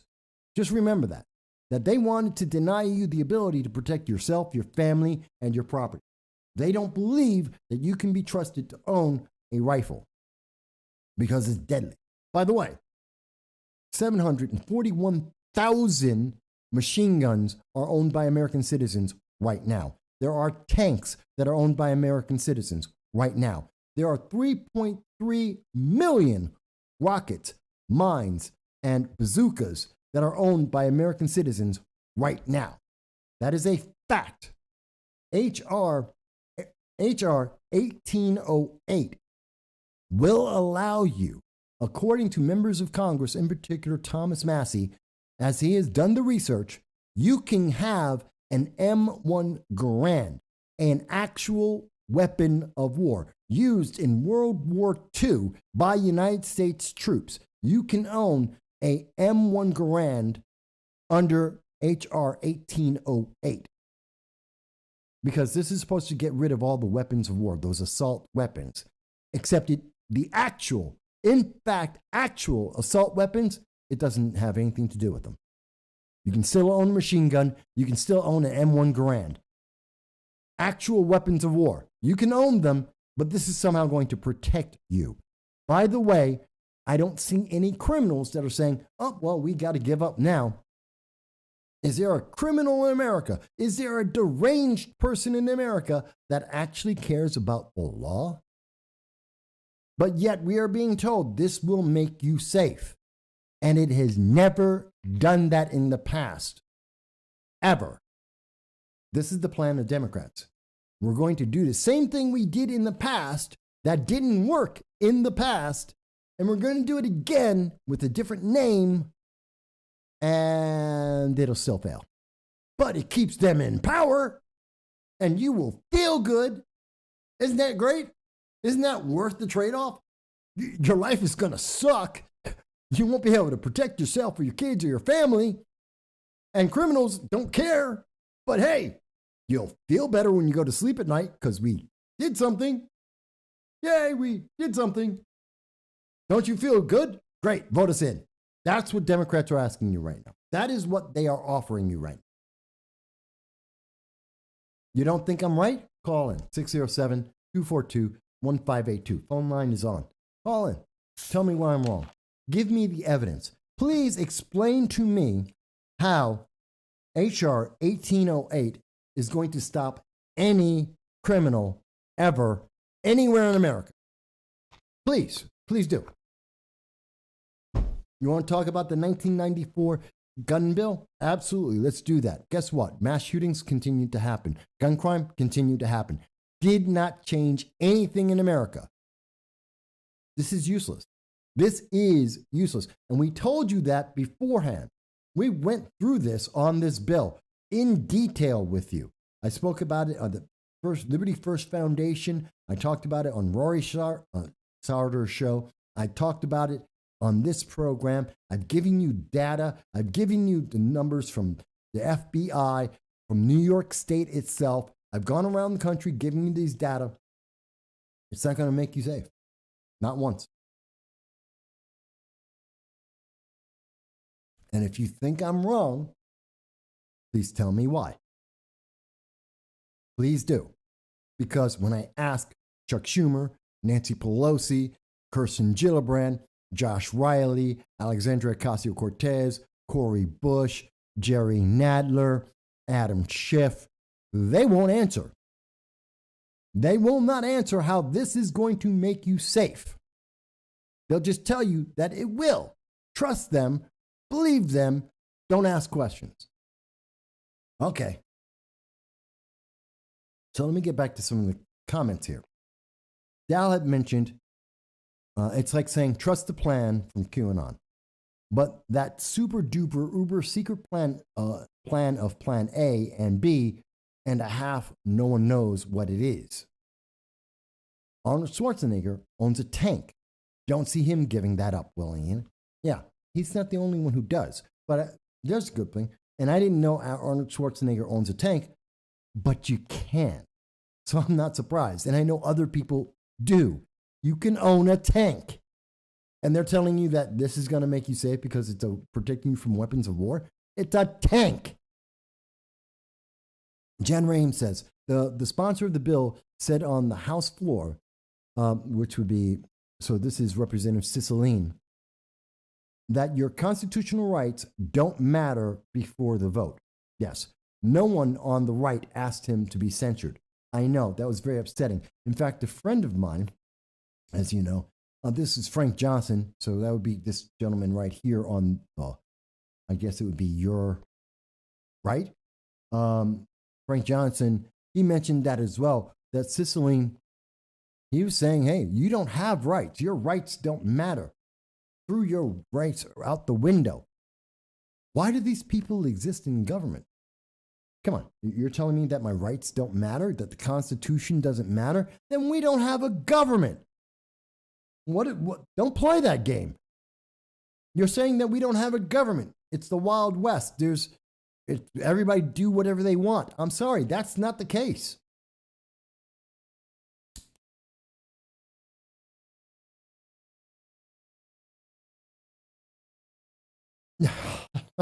So I like this comment. Dow mentions, it's a joke from my friends on the Liberty First Roundtable And they say, you don't need that AR-15. Democrats like, you don't need an AR-15. Wait. What are you doing? What are you doing right now? And a regular average American homeowner goes, you're right. I don't need an AR-15. I'm installing claymores. For those of you who don't know what a claymore is, that's a mine. It's an anti-personnel mine. It's funny. That's funny. Mike Bowie says, us cannibals are voting. That's funny. That is funny. But I mean, let's really think about these things, folks. These are serious issues, and I know I'm making light of it to a certain extent, or I'm not taking some of the Democrats seriously, but we shouldn't. And listen to what the Democrats are spending millions to tell you. They have no plan. The only thing that they have is feelings. Doesn't it feel right? You should feel like this. You should feel anyone who disagrees is a bad guy, that they're bad people because they don't agree with us. That's it. You should be afraid of losing your Twitter account. You should be afraid of losing your YouTube or your Facebook. You should be afraid because some random bot is going to come out and they're going to say, hey, we're going to shut down your channel. It's exactly the same thing that they decided to do to my friend, Mr. Pardo, Blaine Pardo, and the same exact thing that they did to cancel him, to kill his 37-year career. It's the same thing that you just saw them try to do to me. I'm going to report you. It's hate speech. The only thing that was said that was hateful is from the bots. They told me that I'm not black. Who gave them that right, that power, that ability? Isn't that racist? And it's coming from the left. The only person to mention race on this channel, the only person to talk about racial issues on this channel came from the left and used it as a personal attack against me. But I'm supposed to be the person who's going to get shut down. Do you understand the way the Democrats are doing this? Do you see the way that they are trying to twist things and how to punish you for being alive and making a choice they don't like?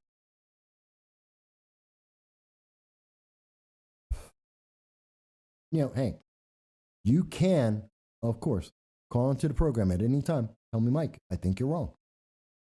But I can tell you, this economy, it's not going to get better.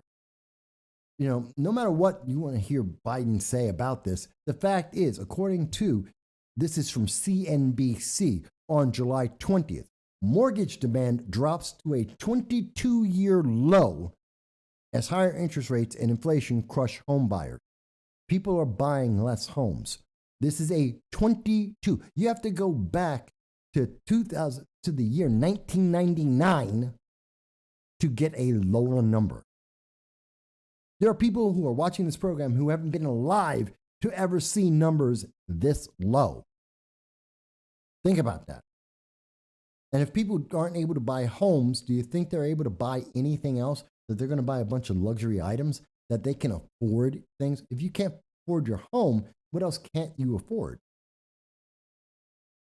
And that's a problem. That tells you how bad the economy is getting, that people cannot afford these things anymore. Things that they have been affording for 2 decades. They could afford it under Obama. They could afford it under Bush. They could afford it under Trump.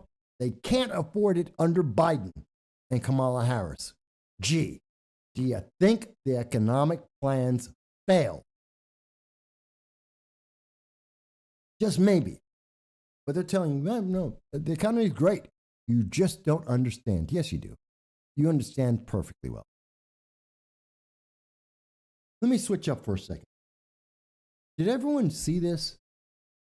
That there is a Representative Pro, and the future problem is biowarfare of DNA. The DNA, when you went and said, oh, let me go track my history, my ancestry.com, and you gave them your DNA so that they could track your history, tell you that, you know, if you happen to be Elizabeth Warren, that you're not an American Indian. You've never been an American Indian. No one in your family has ever been an American Indian, even though Elizabeth Warren took advantage of that her entire life. She has made millions of dollars off of claiming to be an American Indian. She has gained political benefit. She's gotten elected into office because she claimed to be an American Indian. She was able to get jobs and take it away from other deserving individuals because she said she was American Indian. Well, her DNA proved she's not. She is about as much of an American Indian as I am a Samoan, which isn't at all. But the other problem with DNA is that now that it's out there, bad guys will do bad things with it. And we have to be prepared. Not telling you that you can't give your DNA to anybody. I'm not telling you that you can't check out your ancestry. Go right ahead. But I want you to understand there are consequences, whether you like them or not. Jan mentions, oh, come on, Mike. We can all afford an electric car. Pete Buttigieg says just buy an electric car.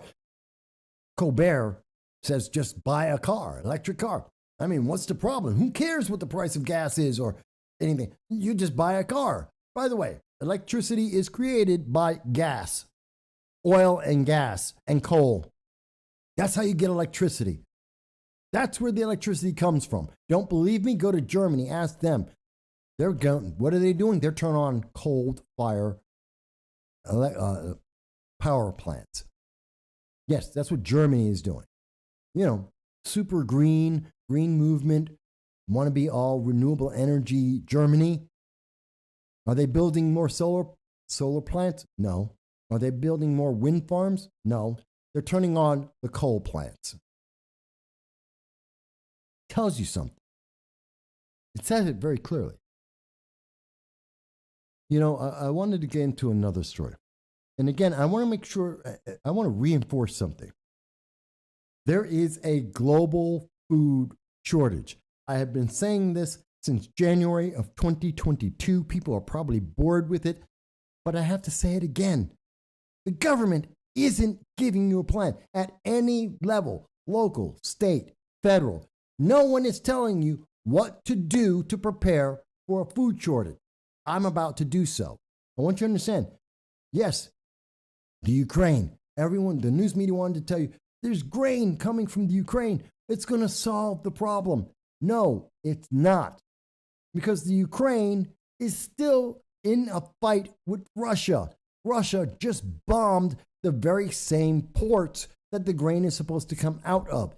24 hours after making an agreement with the Ukraine, 24 hours after Turkey said that they have made a peace deal, well, a deal to get food out of the Ukraine to Africa that is starving and still not enough, but it would help. And the very next day, Russia was bombing the very same ports that are necessary to get the food out. So no, it isn't getting better. You know what's the plan? The next time you go to the store, buy 10% more food. No panicking, no freaking out. Don't buy all the toilet paper. No. 10% more. Just buy 10% more food than you normally would. Buy some extra rice. Buy an extra bag of rice. Buy an extra bag of sugar, an extra bag of flour. Get some extra cans of food. That's it. Just 10% more. And do that every week. And if you've been doing that since January, when we first started mentioning that you need to do this, guess what? Today, you have not only saved money on your food bill, but you have extra food right now. And if the food shortage is in fact 40%, as is predicted by all the world leaders, all the economists out there, everyone's pointing to the same numbers, 40% shortage of food. If we are correct, you're going to be able to feed yourself and your family. And if we're wrong, you saved money Either way, you win. Guess what? That's a plan. You may think it's a stupid plan. You may think it's a simple plan. You may think it's not a plan to fix the problem. And I'll say, yeah, it's not a plan to fix the problem. And it is a simple plan. And it is the only plan in America at this time. No one is giving you a plan. No one in the world has a plan. This is the only plan that exists at this moment. If I am wrong, please show me the quote from anyone, Republican, Democrat, Libertarian. Show me their quote that says something entirely different and that they have said it before I have said it. I'm sure there's a couple of politicians who are saying it after me that heard me say this and decided, hey, that's the only plan that's out there. Let me copy Mike. Maybe there's a few people who've done that, but I guarantee you, no one has said this. No one. Where's Biden? Where's Kamala? Where's Nancy Pelosi? Alexandria Ocasio-Cortez, Cory Bush, Ilhan Omar, Rashida Tlaib, Adam Schiff, Jerry Nadler, Chuck Schumer, Kirsten Gillibrand, Josh Riley. Where are these people? Donna Lupardo. Hello. Where are any of these people coming up and saying, here is a plan better than what Mike is telling you right now, or anything? They're not even copy pasting what I have said. So what's I don't know. Maybe I get upset about things that maybe I shouldn't be upset. I don't know.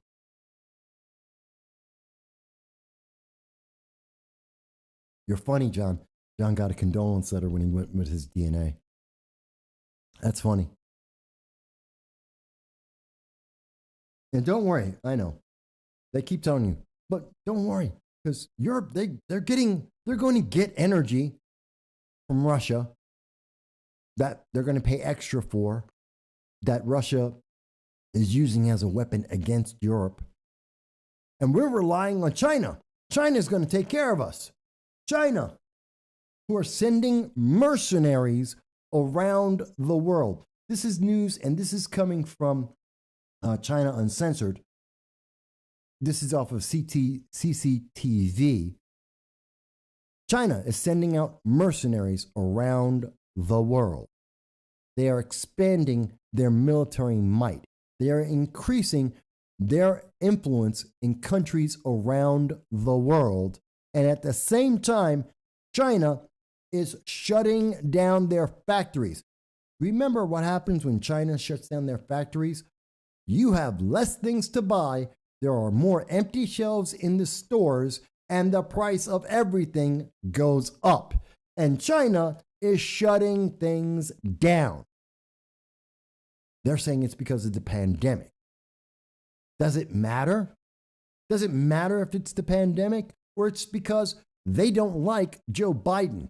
They don't like Nancy Pelosi going over to Taiwan. They don't like that anyone considers Taiwan to be an independent nation. And their answer to anyone who even thinks about saying Taiwan is an independent nation is that they punish them.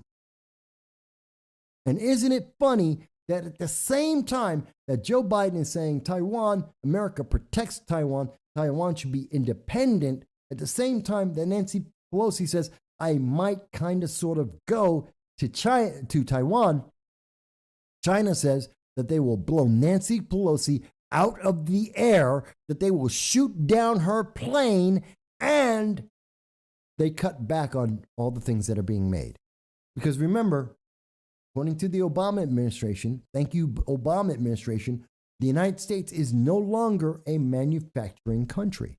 We are a service country, which means someone else makes all of our stuff, most of it from China. So China gets to control whether or not you can buy stuff, because China decides whether or not they're going to make your stuff and whether they're going to send it to you. Gee, who's the one in charge there? We're in charge because we're paying for the stuff, or they're in charge because if they don't make it, you don't get it. And they're using that leverage to keep Nancy Pelosi terrified and away from Taiwan, and they're using that to influence the United States economy, helping to increase inflation, helping to destroy your jobs and your ability to pay your bills. If I am wrong, please show me the evidence of how that is not correct. If I am wrong, please show me how the conclusion of the evidence I am showing you, the evidence that is coming from the left-leaning media, please tell me how it leads to any other answer. And please, don't be a parrot. Don't be a bot. Don't tell me one talking point line. Give me an answer. Be real. Hell, go and reach out right now, give a phone call or make an email or send out a tweet to any of the politicians that I have mentioned, any Democrat anywhere in the United States, and tell them to get in touch with me, to come onto this program right now and shut me down, tell me their evidence.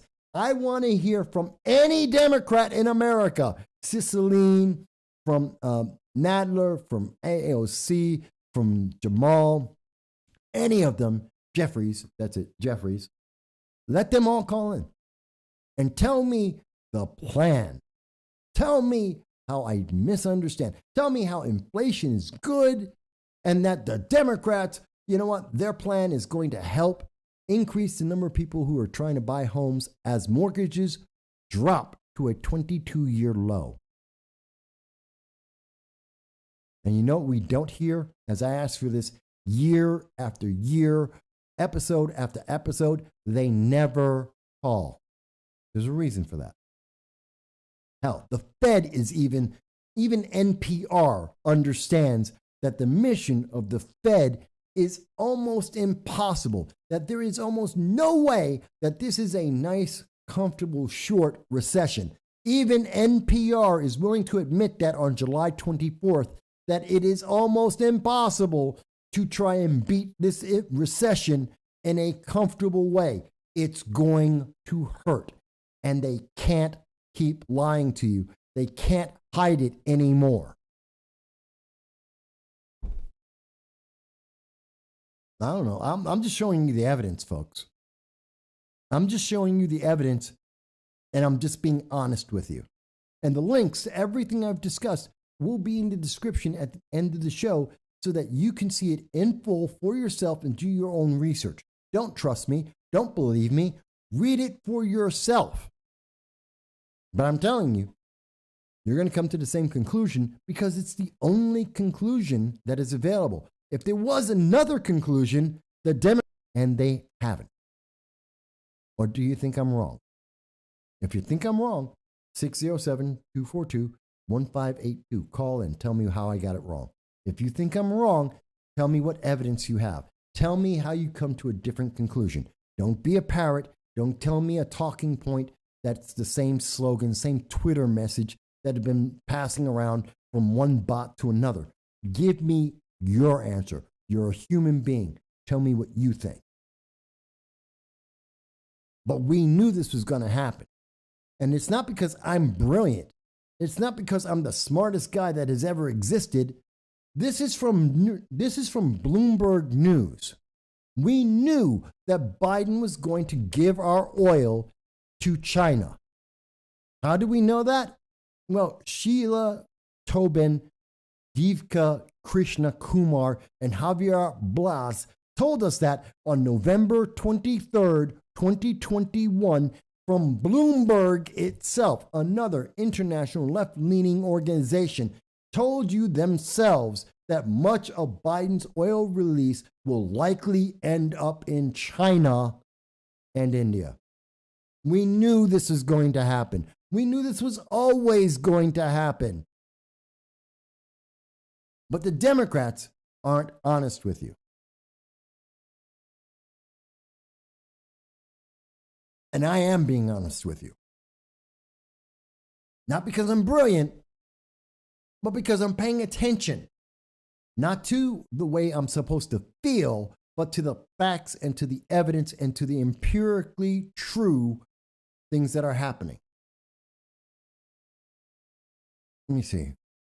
So let's go back to some of the comments. By the way, folks, at any point in time, you can call in. If you want to talk about something completely different, fantastic. I'll be happy to hear you.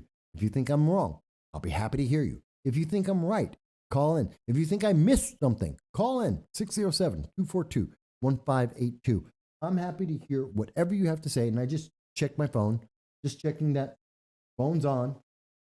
The line is connected. You're more than happy to call in anytime. Let me see here. I'm just catching up to the news.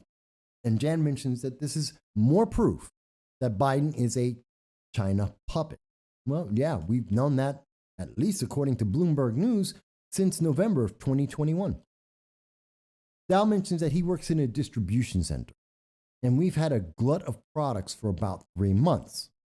The speculation on all this extra product that he received is that a wave of inventory. This is all the stuff that was sitting. Remember early in this year, we had all of those ships, actually the last year now, we've had all those ships that were sitting outside the ports in all across the West Coast and even on the East Coast, that they were just sitting out in the bay. They couldn't get unloaded. It was all the stuff that we needed. This was part of the reason why in January there was such a backlog of everything. And it's only gotten worse since then. We cleared out most of that backlog, and yet it's still worse. And Dow's mentioning, and I know Dow had spoken to me about this before, and the fact is, yeah, we've got all this stuff that no one wants. Some of it you can't sell, like all the food that was on those shipping containers. That's 3 months old. You can't eat that. You can't eat, just because they just unloaded it doesn't mean that you can eat it. It's rotten, it's spoiled, it's gone. That's got to get thrown out. There are clothes that they have for winter. Well, luckily, we'll probably be able to use that, but it's been sitting there for a year. Clothes from spring that are available now. We're not in spring anymore. This is the things that we're seeing. And yes, I agree with you, Dow, that this is how far behind we are. And we're being told, no, everything's perfectly fine. Don't worry about it. Things are normal. They're not. They are explicitly not normal. They just don't want you to vote based on your pocketbook. They don't want you to vote on the facts. They want you to vote on feelings. And you know what? I'm not telling you not to vote for a Democrat. I'm not. I'm not telling you not to vote for a progressive. I'm not telling you to vote for a libertarian or conservative Republican. I'm telling you, ask them questions. Before you vote for anybody, ask them some simple questions. Ask them, what are you going to do about the food shortage? And then judge them on the answer. I'm not telling you who to pick. I'm telling you, ask them the questions that are important to you. If they're telling you that, well, we're going to ban, that they voted to ban these guns, to take them away from you, to take away your protection. If you're in New York State, or if you're in California, or Illinois, or in Maryland, and they're telling you that you can't own a bulletproof vest to passively protect yourself and your family, to passively defend yourself from crazed individuals and from criminals. Ask them why. Ask them, how is that going to make you safe? And based on how they answer that, decide whether you're going to vote for them. They're telling you that you're going to be safe because you can't wear a bulletproof vest and you cannot defend yourself, even though the Constitution and the Supreme Court of the United States have all said, yes, you can. Okay, how am I safer? They're going to say, well, criminals won't be able to get guns. That's a lie. Criminals don't follow the law. So telling me that there's a law that says you can't have a gun does not mean a criminal will not have a gun or make a bomb or use a car or use a steak knife. That doesn't make me safe. The criminals are still criminal. They're still they're still committing crimes. The mass shooters and mass murderers are still out there doing that as well. You haven't made me safe. You just told me I'm safe. Not the same thing. Not even close. And none of the numbers match that. When you told us we would be safe in 1994, doing the same exact thing, it didn't work then. When you told us that the New York SAFE Act was going to protect us and that we would be safe, it didn't work. When you told us in 2018 that the red flag laws were going to save us and lower suicides, it didn't work. Everything they have promised you has failed. Demonstrably, factually, their own numbers prove it. Why should you vote for them for doing the same thing? And Jan says, well, Mike, the government will take care of us. And God help me if I'm relying on the government, the most inefficient, ineffective organization that has ever existed. Governments are horrendous at everything. The only things that governments do well are wage war, and they're not even good at that. I mean, if they were really good at it, then they would win them all the time and they would be quick and over. They don't even do that well. There is nothing that the government does better than what civilians can do for themselves always. Hang on a second, folks. Hello. Oh, can you hear us there? Yes. All right. Hey, John. Thank you for calling. By the way, folks, it's John Cordisco who's just called in. And John, tell me, what's going on? Oh boy, you seem a little ramped up today. I was shut down for a week. There's nothing at stake here besides the future of the greatest republic that ever lived in the history, the world history of freedom and democracy around the world. There's nothing really at stake, so you shouldn't get worked up. Yeah, just those little things, yeah. But well, you have to understand. I'm waiting for the next commercial. It was interesting you read that text on that one commercial. I'm waiting for the one to say that. Well, you have to understand the constellation Sagittarius is now forming over Pisces. It's not really our fault. It's,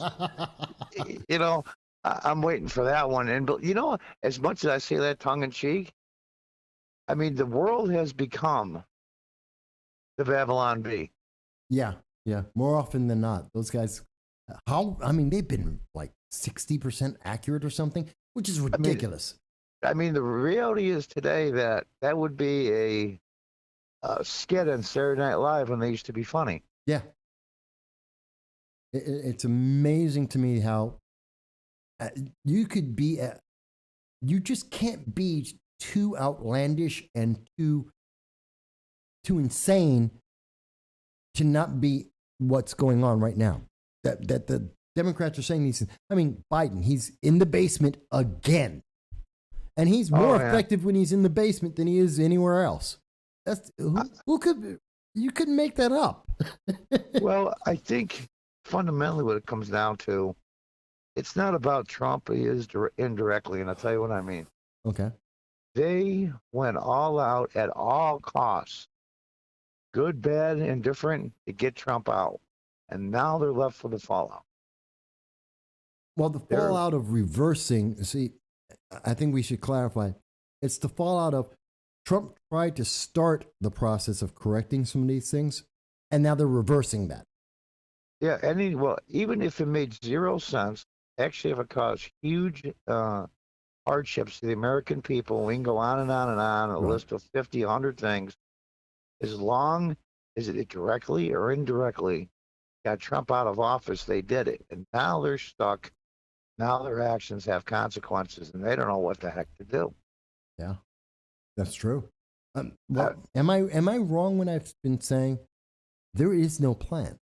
Do you know of any plan that Democrats have put forward? I'm not big on planned economies anyway. But but any plan, anything.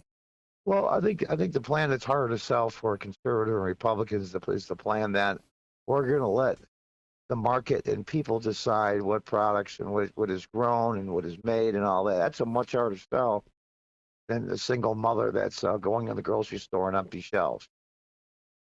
Because the problem is, though, they don't see the connection between empty shelves and Democrat and progressive policy. They don't see the connection. And I can't imagine how you can. I mean, honestly, I can't see how it's a direct one-to-one. Yeah, you and I know because we have more than 3 brain cells touching, and we're not a cult member. Right. And I say that tongue in cheek, but it's pretty accurate. They just don't see that connection. I remember I was in line to local Weiss a few months ago, and I got my stuff, and I says to the cashier, $86. That was 55 a couple months ago. She says, yeah, I know, it's terrible. And then the lady behind me, an older lady, was complaining, yeah, that's true. I said, well, I guess, and I didn't mention any party at all. Right.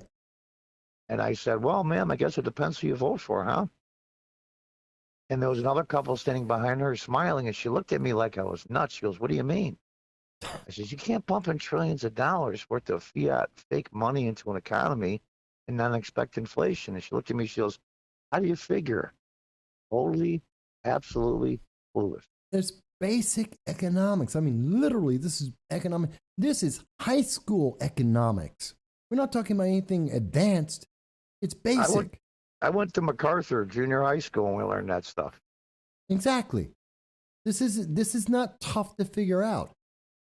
And then their plan right now is, I just saw from Chuck Schumer. He just had a tweet that came out, and I'm going to try and pull it up for everybody so they can see it too. Chuck Schumer said, oh, well, we're going to increase taxes on the rich, and it won't affect anyone except those who are making $400,000 or less.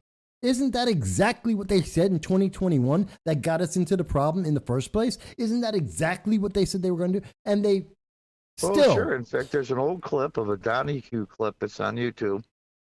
And that's when Donahue and all them used to be legitimate somewhat. And then guest was Milton Friedman. And one of the ladies in the audience said, well, all these, this is when the inflation, and see, you and I are old enough to remember, I know I am, the inflation in the late 70s and early 80s. Yeah, I am too, yes.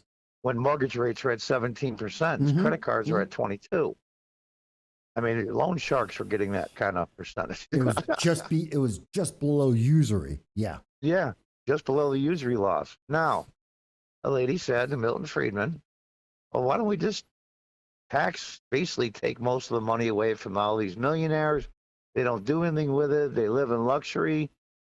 And Milton Friedman looked at her and says, what do you think rich people do with their money? She goes, well, they buy yachts, they buy this, they buy that. And he goes, what do you think makes the yachts? What do you think builds and makes all these things that people buy? He says, you have to understand right now in the United States, now I say net federal taxes means you get more back than you paid in. Right. 53% to 57%, depending on which person you talk to or which thing you look up. Yeah, pay zero net federal taxes. No, zero. I think it's. I think the most recent numbers, if I remember it correctly, is 20% of the population makes money off of taxes, off of your tax returns. Yeah, but what I mean is, when I say net, is you take the bottom 53%. Oh, put them all together. You add up all the money they put in, and you add up all the money they get back, and they pay zero. Yeah. Now, when they say they're going to tax the rich, there's nowhere else to go. Now, where does this investment money come in? When you get hired, at a chain store. I mean, all these chain stores started with private investment, equity firms. Yeah. Insurance companies have all this money that they invest. They invest it to make more money, which in turn increases economies, and the cycle continues. It's not brain surgery. It's not brain surgery, but they think we're stupid. I'm going to show everyone on the screen, and I'm going to read this to you. This is from Chuck Schumer today. Correction, yesterday at 1:30. Fact: under the Inflation Reduction Act, Senate Democrats will make sure that the wealthiest individuals and biggest corporations finally pay their fair share. They have been saying that my entire life. They have specifically said that under Obama and again under Biden in the campaigns. The 2020 campaign Biden said this word for word. There are countless interviews, man-on-the-street interviews in New York and other big cities where the subject has come up. Yeah. They don't pay their fair share. Okay, then you ask the people, what's a fair share? I don't know. Yeah.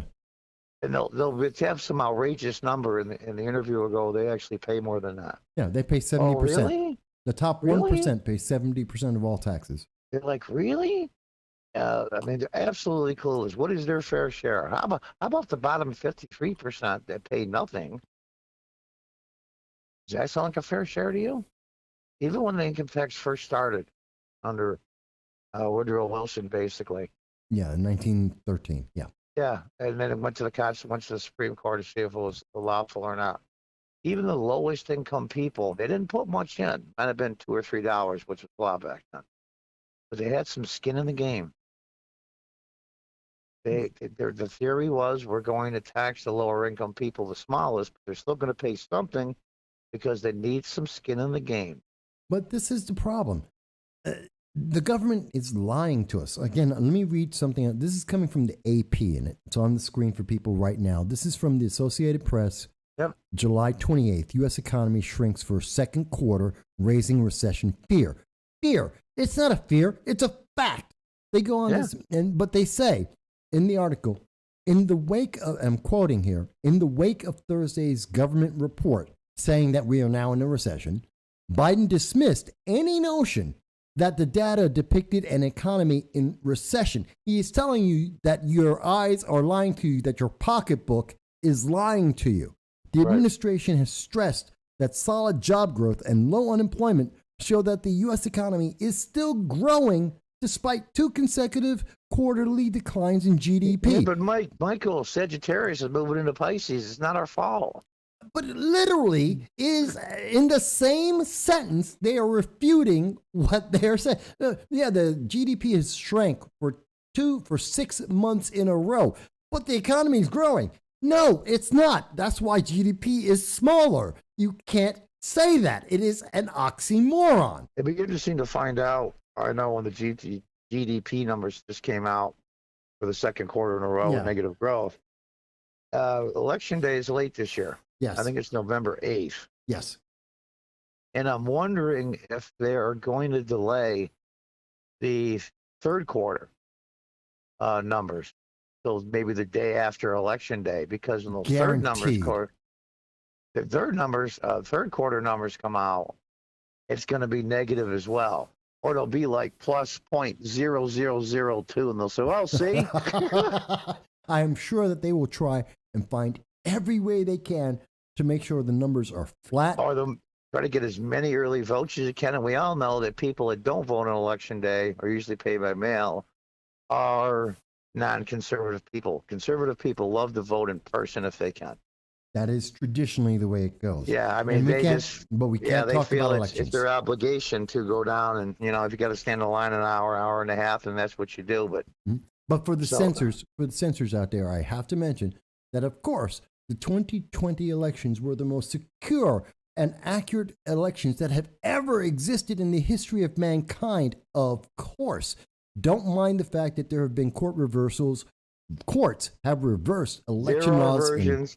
There are videos on YouTube and other places on the internet from basically 2004, 2008, that every time a Republican wins the presidency, dozens and dozens and dozens of senators and Democratic Congress members stand up on the record and say how unlawful it was and how ridiculous it was, and blah, blah, blah, blah, blah. 2004, 2006, 2016. Yeah, I know.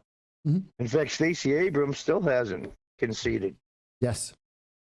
And she also said that there was something wrong with those elections. Again, that's Stacey Abrams. I haven't said that. I am not questioning any election that has ever happened, because they're always perfect. At least not publicly. Not on YouTube, I'm not saying it. Well, what they did was very clever, and I encourage, I'm not going to go into details, but I encourage people to look up the Time magazine article on how they fortify the election. It's over 4,000 words. The cabal. It's incredibly well written. It names names. It does exactly what they did. Now, some of it was found unconstitutional later, but that's a different issue. It doesn't mean it's unlawful. They changed rules to their advantage. And I got to tell you, honestly, state legislatures that were Republican conservatives sat there and watched it happen, and some actually contributed. Well, just so people know that what we're talking about on the screen right now from Time Magazine, the secret history of the shadow campaign that saved the 2020 election. That's one of the most well-written articles I've ever read.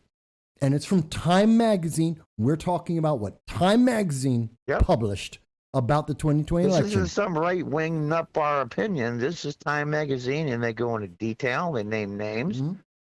Now, was that doing something unlawful? 90% or 99% of it, no. Yeah, but there's that other percent. I mean, you know, I'm a chess player, and I used to organize tournaments. So I sit down, and I beat somebody 8 games in a row. Mm-hmm. So the 9th game, they decide they want to move twice in a row, which is against the rules. And I go, well, you can't do that. Well, yeah, you can. We're changing the rules. Okay, so that's going to be a rule from now on. Yep. Okay. 10 minutes later, they changed something else. She said, wait a minute. I thought you weren't going to change the rules. Well, we're changing them again. That one on and that one on. And how can you compete? Well, John, remember, we're supposed to be, tell me if I'm wrong. Democrats are telling us we're going to be safe without guns, without passive self-defense like bulletproof vests, that the government's going to protect us, but also they're going to shrink the size of our police forces, and we're going to have social workers instead of police officers. Do you think that's going to make you safe? Has that historically ever made anyone safe? No, it doesn't have to make you safe in the reality of the world. It has to make you safe and feel better in your mind. So feelings. So they're after feeling. They want you to feel good. What was that reporter? I forgot who it was. It was some big shot reporter from one of the big agencies, the lib agencies. And there was writing, I believe it was in Seattle, but don't quote me. And he was filming live. Mm-hmm. And as he's walking home with his GoPro, talking about going to his really nice apartment building, as he's entering the apartment building, he hears noise outside, and they try to get in his apartment building, and they're freaking out because it's a really nice section of town where the rioting wasn't. All of a sudden now, the reality of the world hits home, and he was screaming, somebody call the police, they shouldn't be. I'm like, wait a minute. I think that was Ted, is his name Ted Brewer or Ted Bowers?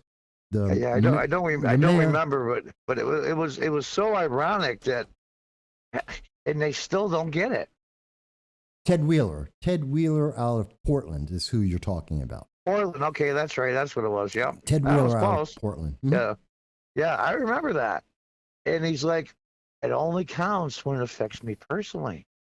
Yeah, it's crazy. So we're gonna make you feel. But listen, we're on the job. Not to worry. Yeah. Well, did you see, let me ask you, because I think you were on the show when what I believe were bots, those 2 accounts. I just think it was a couple of people just messing with you, maybe. But isn't that an endemic of what we see coming from the progressive movement from the far left? And Tim Pool as my favorite acronym. City Urban Liberal Type. CULT. That's my favorite acronym. He made it up, I guess. Yeah, he did. But it's a good one. And it's a great one. It's a really, really good one. There's a new one going around. It's called Affluent White Female Urban Liberal. Awful. That's a new one going around now. Yeah. And the thing is, though, we laugh at them, but they think that they're on some kind of mission from God, like the Blues Brothers, you know? Yes, I do. And they really, really, truly do believe they're making the world a better place, like the Superman thing used to do. In fact, I don't even say truth, justice, and the American way anymore in Superman, but it's so ridiculous. The satire and the ironic things that are going on are just, you know, I was around and you were around, of course. We grew up without the internet. Mm-hmm. And when the internet came in, and it rightfully so, and they said, this is going to be gigantic for human culture and information. You can look up anything you want to look up. You can get the background, anything you want, any topic, anything at the tip of your fingers. Every encyclopedia is now defunct. We are now in the information age. Yeah. More information than the Library of Alexandria Well, and your it fingertips. ended up being trying to get a drink out of a fire hose. Yeah. So much is going to get by you and so little you get out of it.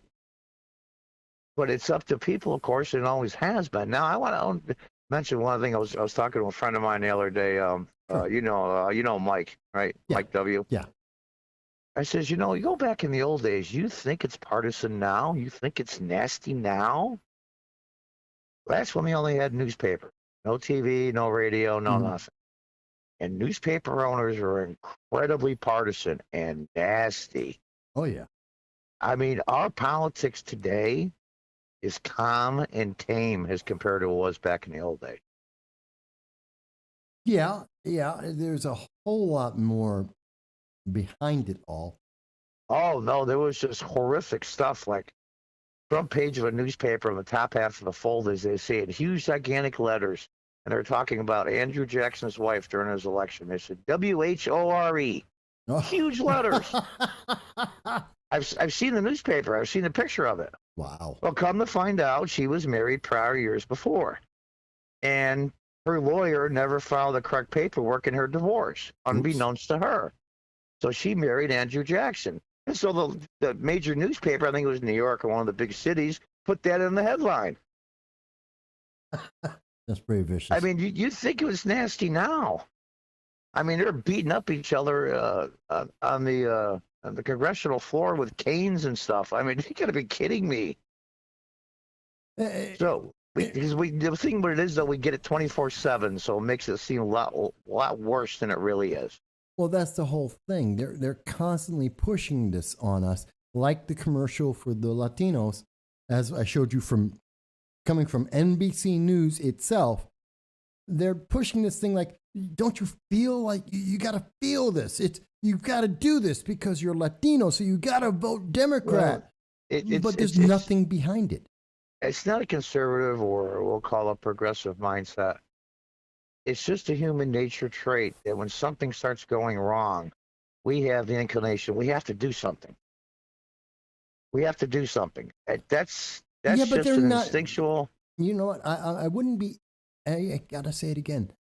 If I have a choice of nothing and something that's ineffective, I'll take the ineffective. Yeah. If I have a choice between something ineffective and something that might work, I'll go with something that could be effective. Yeah, but sometimes, 99% of the time, what usually works is by doing nothing. Okay, let the thing work itself out. It's like having small children. You can't micromanage them every single minute. They got to learn on their own. They've got to work it out on their own. You can't interfere. Yeah, but that's not what government's doing now. I mean, look, they're trying to, according to the Business Insider from July 28th, they're about to take care of all the kids in college who got those degrees in interpretive lesbian dance. That is a degree. You can get that degree, interpretive lesbian dance. And these are the courses they're taking. And they're saying, okay, we're going to forgive your loans. Guess what that means? More inflation. That's more money they're just printing. That's money that you and I are paying for. Even if it didn't cause inflation, it's still wrong. I mean, it's... Yeah, why should I pay for their interpretive lesbian dance? That's Ben Shapiro, lesbian dance theory. It's a course. You can do that. But why am I paying for it? We had a council member here in upstate New York. I don't know if you want to say the city out loud, but say it. We were in Binghamton, New York, which is upstate, way upstate. Yeah. And we had a sitting council member that taught gender studies at the local Cerner University. Yeah. I'm not going to say his name because it doesn't matter, but that's the reality of it. But why are we paying for this? I'm not saying that you can't take that if you want to. Go ahead and take it. I could care less. That's your choice. It's, education, learn whatever you want to learn.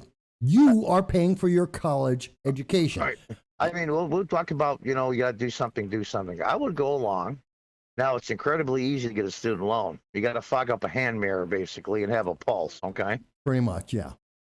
I would, if the feds came out tomorrow and said, we're going to rein in just a little bit, the cost of this kind of thing. But what we're going to do is we're going to expand the program to trade schools, HVAC, electricians, carpenters.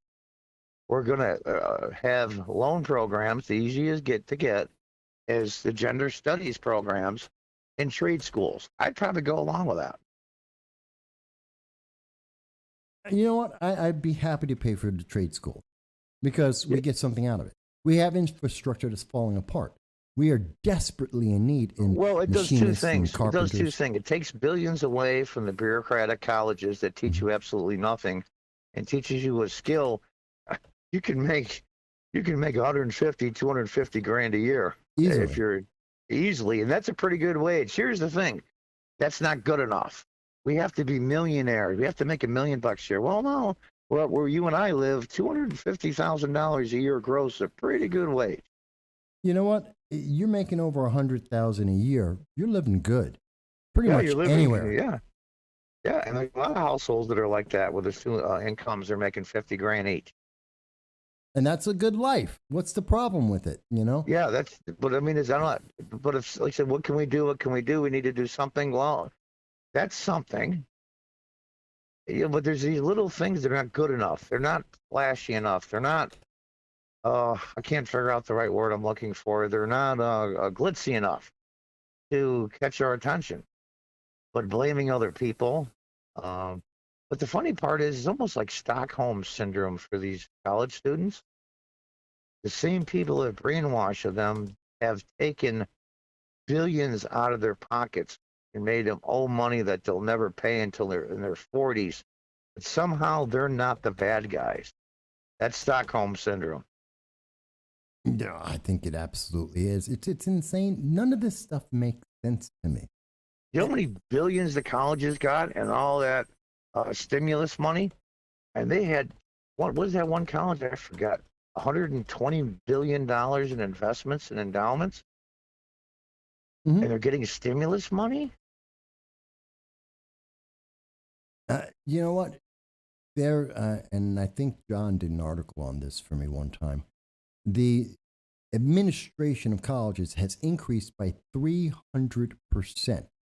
And right. Funny enough, the cost of college has gone up about the same to keep pace with that, because we have more people pushing paperwork. Same thing with the United States government.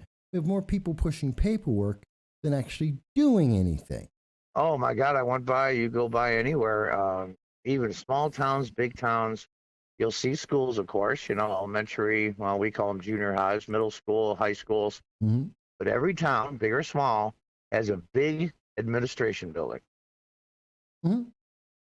I mean, look at Oak Street, what we call the old days. So I'll go down to Oak Street, and that's the Binghamton School District Administration Building. Yeah, we got administration for everything. And look at all the extra buildings that have been built around it. Aren't all for school; they're for administrators, and the paper pushers, and we just call them the pencil pushers. Yeah, so much bureaucracy, and we don't have anything to show for it. There's nothing that's better. We're not more efficient. We're not doing anything better, and it costs us more money every year. I have some sympathy for these young college kids, and I'll tell you why. They've been told from the moment they've been born, basically, by their parents, their guidance counselors, teachers, 99.9% of adults they interact with go to college, go to college, go to college, go to college, go to college, go to college, go to college. And that's all they've heard. So when they go to college and run up all this debt, they're disillusioned very quickly when they get out. They've been conned. But they've been conned by the people that supposedly love them, and in some cases, like parents, and want the best for them. And they've been told from day one, this is what you need to do to succeed in the United States. And it's not true anymore. True. But and why are these people all delusioned? Are they all evil people that are lying? No, they believe it too. But it's because they're not thinking about it. I mean, if they actually thought about it, you'd know it's not accurate. Well, no, your parents told you that, and your parents' parents told them that, and their parents' parents told them that. Told me to get an education and a good job. But also, I remember very clearly my dad and a couple of male father figures, good men, they all told me, you can work any job, and as long as you get paid, you can hold your head up high to anyone. Just make sure you're doing your job well, do it as good as you can, you'll get paid, and be happy. And you got nothing to be embarrassed about. I remember that being told to me about 1978, if I remember it correctly, right in that time frame when I got my first job. You know what? They're right. I've lived my entire life with that. You know what? I'll do anything. I'll work at McDonald's. I'll sweep a floor. Why? Yeah. It's a job. I pay my bills. And you know what? I'm working. I can hold my head up high. Why? Because here's my paycheck. I did my job. I did it well. My money spends as good as anyone else. Yeah, it's funny though. I was when I was at the deli at Weiss the other day, and I was talking to a couple of young guys there. And we got shooting the breeze, while they're doing your, cutting your stuff, and you shoot the breeze with people. I like to do that. I know you do. Mm-hmm. And the one kid went. We got talking about, deli. That I go, that must be where the big money is. I do that as an icebreaker, and they all laugh. Mm-hmm. And the one kid went, yeah, I had a job and didn't get a raise for like a year and a half, and then right when I gave my notice, I gave everybody a raise and blah blah blah, and I only got like 5%. I said, can I ask you a question? He says, yeah. I said, when you got the job at that place you're talking about, you went from zero income to an income. That's not a raise. And he looked at me and he went, and he's a young guy. I was down if he was 22. He looked at me and says, I never thought of it like that. I says, yeah. You were making nothing. That's a big raise, my friend. Yeah. Day one raise. They don't get it. No, they don't get it. They don't get it. But I'll tell you, I'm about to go into Linda Sanchez and explain why some of it isn't clear.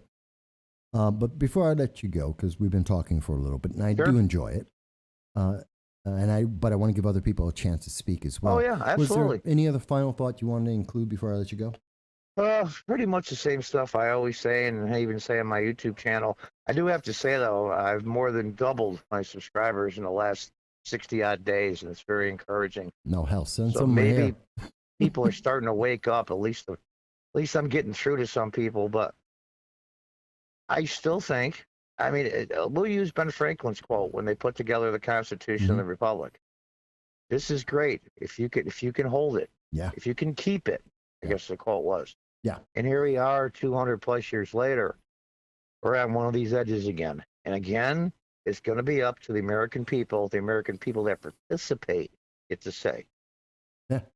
And if you don't participate, then go home and shut the blank up, because this is what it's about. You have to participate. Usually they say bring a friend or bring two people to vote. Yep. This November, make it a goal between family members, people you work with, friends, whatever it is, bring 5 people to vote. Make that your goal, your obligation, that you bring 5 people. Yeah, I agree with that. And I think it'll turn around a lot quicker now. Will the Republicans grow a spine and become, well, maybe not. Well, that's the next problem. But we have to take the first step. Take out the cancer first, and then we can talk about the rehabilitation. Yeah. Stop the bleeding, then get to the next thing. Yeah, you're going to die unless you stop, put the tourniquet on, and then we'll figure out what to do after that. Yeah, exactly. I agree. Okay. All right. I thank you, John, for giving a call and giving me some of your insights. I always appreciate it. Calm down now. Start drinking decaf. Come on, dude. Well, there's no kicking decaf. When I see you in person, you're so calm. But when you get on the air, man, you get like, yeah. People, I people do always that too. Forget. They don't realize, like, I'm actually a very calm and happy person. You're like, I've seen people scream at you in front of the courthouse once, call you all kinds of names, and you just look at them like, and you're so calm and you're so collected, and it's like you do that. My YouTube channel, somebody will put in the comments, John, it really worked up today. I says, well, some days, you just. Yep. Exactly. But we don't feel like it, but we're winning. We just have to make sure that we don't stop. We still stand up, and we won't be great for the next 5 or 6 years, but we're gonna be okay as long as we don't back down. Yeah, just got to work through it. Absolutely. Yep. All right. I thank you, John, for your words, and I hope people are inspired by that. And I hope some other people call in and tell us their thoughts Yep, too. you have to participate. It's participatory government. If you don't participate, it collapses. Yep, every time. Okay, All right, John. take care. You too. Bye. Bye. All right, folks. So that was a caller, John Cordisco. You may see some of his comments. And just like John, you too can call into the program at any time. You can add your thoughts about whatever it is that's on your mind, because we're here to hear your voice. Whether you agree with me, you disagree with me, I'm perfectly happy to hear it. You're respectful, tell me whatever you think. And we can have that conversation. Maybe you're right. Maybe I missed something. Maybe there's some other insight that I and others can have. Let's have that conversation, because that's what this is about. Because no one else in the government, no one else in politics is bothering to ask you, what do you think? I mean, I'm talking about these things, but I want to hear what you think about them. Because you're important. You make the difference. Your vote counts. I know you've heard year after year, your vote doesn't count, that doesn't count. Yes, it does. If your vote didn't count, Democrats would not be spending millions of dollars putting out ads to Latinos telling them to vote Democrat. If they didn't think your vote counted, they'd keep the money. It's just that simple, folks. If they didn't think if your vote didn't matter, they wouldn't be putting out these ads saying, please vote for me. Your vote matters a lot, and they know it. And that's why they spend so bloody much trying to make sure that the people who go out and vote for them. They'll promise you everything. They promise you security. They promise you that you're going to make money, that the economy is good and golden. Again, let's go back to what I was talking about with John, and I showed it to you. This is from the AP. The administration, I'm quoting this, the administration has stressed that solid job growth and low unemployment show that the U.S. economy is still growing despite 2 consecutive quarters of declines in GDP, which is the U.S. economy. They want you to vote. Vote Democrat. Don't pay attention to the fact that every single empirical fact is telling you that things are crap. Don't pay attention to the fact that when you get paid between the gas pump and the store, you've got no money left to pay your bills. Don't worry about that. It's all good. Just please vote for them. They need you to vote for them. They're desperate that you vote for them. If your vote didn't matter, they wouldn't bother. I mean, it's just that simple, folks. If it didn't matter, they wouldn't bother. So yeah, your vote matters. And let's remember, they know it matters, and they know that you're not paying attention because they don't care. They don't care about you. You think I'm wrong. Okay, let's take a look at this. This is Linda Sanchez.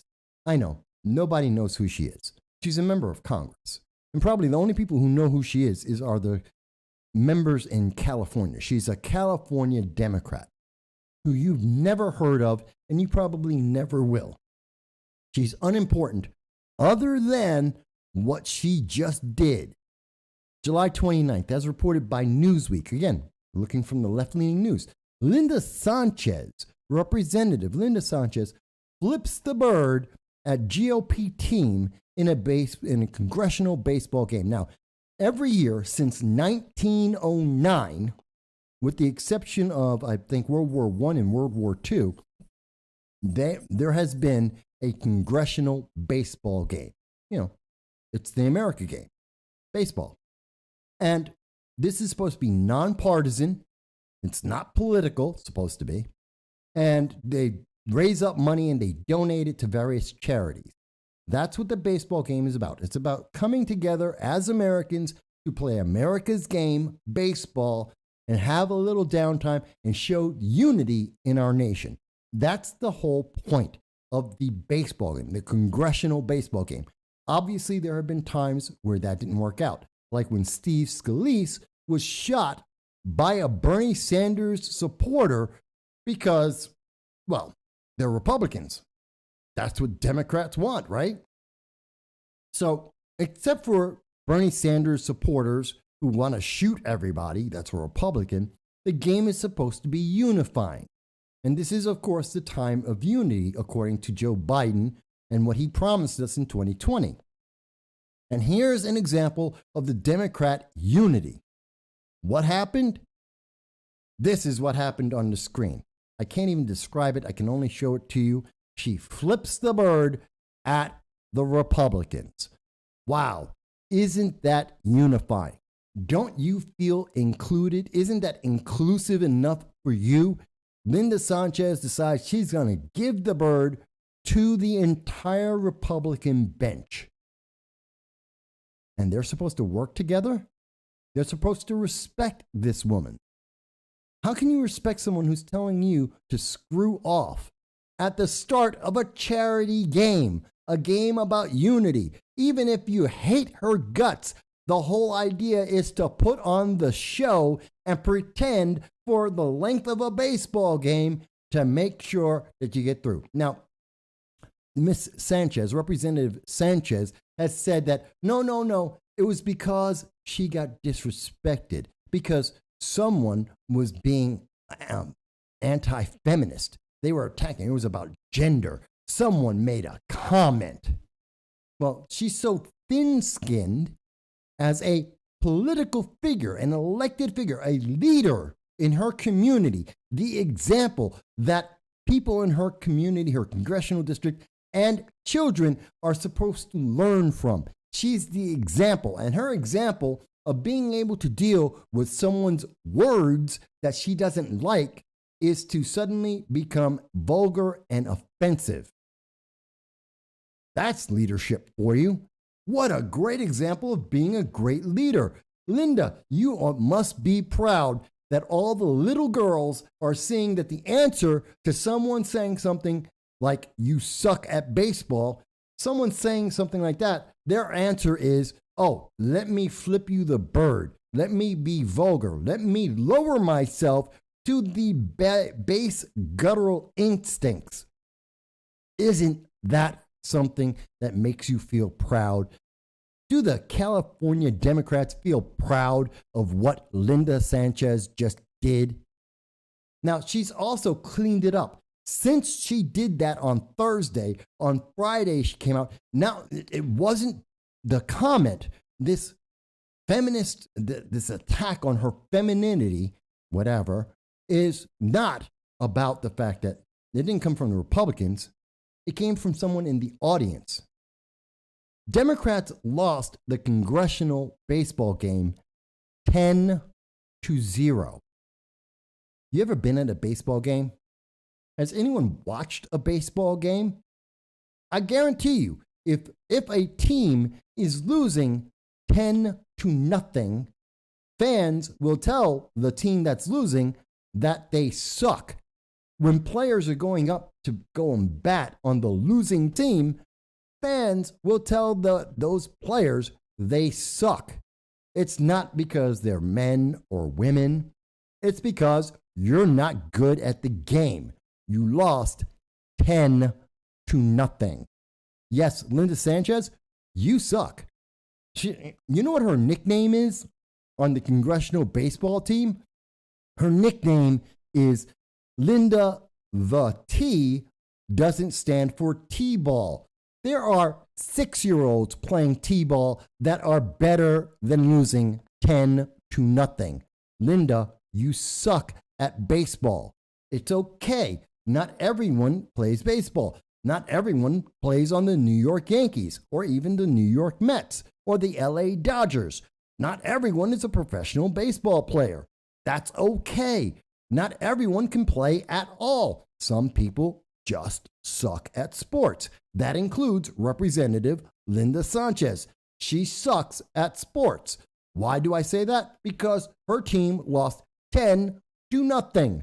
10 to goose egg. 0. No one made it home. They're horrible. That's not a personal attack. That's a game. That's the gamesmanship. That is critiquing how they played. She wants to turn that into feminism. It's about the fact that she's a woman. No, there were women on the Republican team too. They played better than you. Your team sucks. It's not about you being a woman. It's not about you being Latino. It's not being about anything. I don't even know what her gender is or her sexuality is, and I don't care because it means nothing to me, and I don't want to know because it's meaningless to my life, and it doesn't change the score of the game. She sucks. The Democrats sucked. That's it. And if she can't handle that critique, why are you in Congress? If the worst thing, if you can't handle someone saying you play that game badly, how can you deal with someone who says, I have the Second Amendment right confirmed by the Constitution, by the Second Amendment, and the Supreme Court? How dare you take away my rights? If you can't handle a baseball game, how in the world can you handle Congress? This is the people we are electing? Am I wrong, folks? Am I being unfair? If I am unfair, I will apologize to her right now. But someone explain to me how, if we have someone who is so thin-skinned, who is so inept, so inefficient, that she can't handle a random comment saying, you suck at baseball, and this is the person who's supposed to be guiding our government, creating laws? How do you have a debate with her on the issues about whether or not we should print endless amounts of money? How do you talk to her about the southern border? How do you talk to her about international politics and our policies that are affecting China, whether we go into Taiwan or not? How can you have a serious conversation with her about anything, any of the dozens of things that are affecting her constituents every day if she can't handle you saying you can't play baseball? You're just not good at it. Am I wrong? But her feelings, who cares about your feelings? Your feelings have nothing to do with whether you can play baseball or not. You can't. Accept it. I don't care. If you feel like you're, I don't know, Michael Jordan, it doesn't mean you can dunk. Period. Especially if you happen to be a white guy. But anyway, that's a joke, by the way. That's a joke. White man can't jump. They made a movie about it. You know, it's funny. Anyway. But, really, this is what our politics have come down to? Is that seriously what we're really having to deal with now? That we have politicians who can't handle someone saying, you're not good at playing a game? Is that really the worst thing that she had to deal with? That in the middle of a charity event, trying to pretend that we're unified in this nation, that Democrats and Republicans get along in our Congress, that the leadership of our nation is unified, at least long enough to play a game to give money to a charity. My God, Linda Sanchez, you are miserable. You must be. You must be a miserable person that you keep changing the story. No, it was because someone said something. It's because it was coming from Republicans. Oh, no, it was coming from the crowd. It's coming from anywhere. Aliens from outer space commented and critiqued me about my ability to play baseball and to how to hit the ball. And it just threw me off. Come on.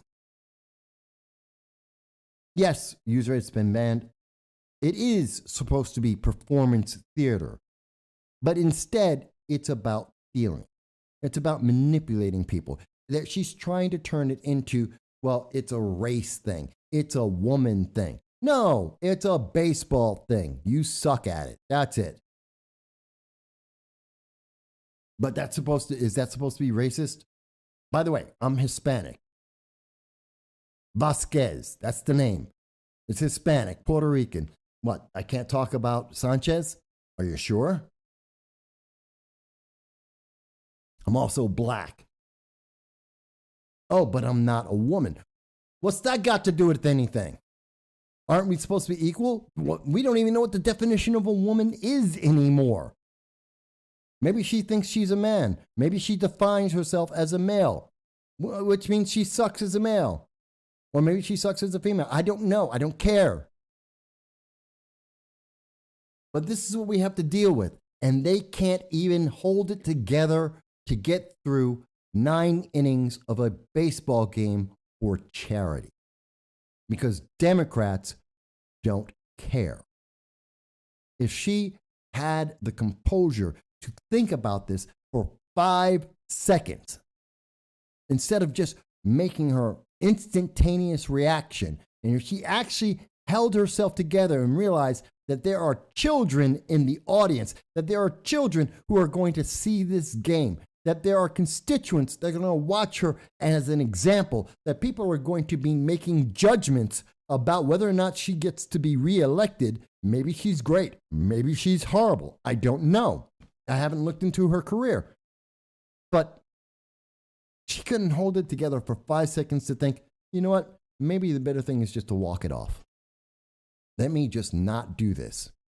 Let me not give this photo op to the opposition. Let me be bigger than that. Dow mentions in response to White Men Can't Jump, the movie, Larry Bird, super secret exceptional black athlete. Because damn, he can jump. There you go. That's right. And user's been banned says, Mike, you could identify as a yeoman and problem solved. Then when they say it's all a lie, call them a phobe. Well, yeah. I could. It's so stupid, folks. Come on. And this is, and we know what this was about. One, she didn't care who was there. She didn't care about the audience. She didn't care about the kids watching her. She didn't care about her constituents. She didn't care about anything except making her expression known. And then she decided to cover it up. And her answer to fix the problem was blame it on race, blame it on women, blame it on feminism, blame it on, pulled out the wrong thing. Sorry, just lost the phone for a second.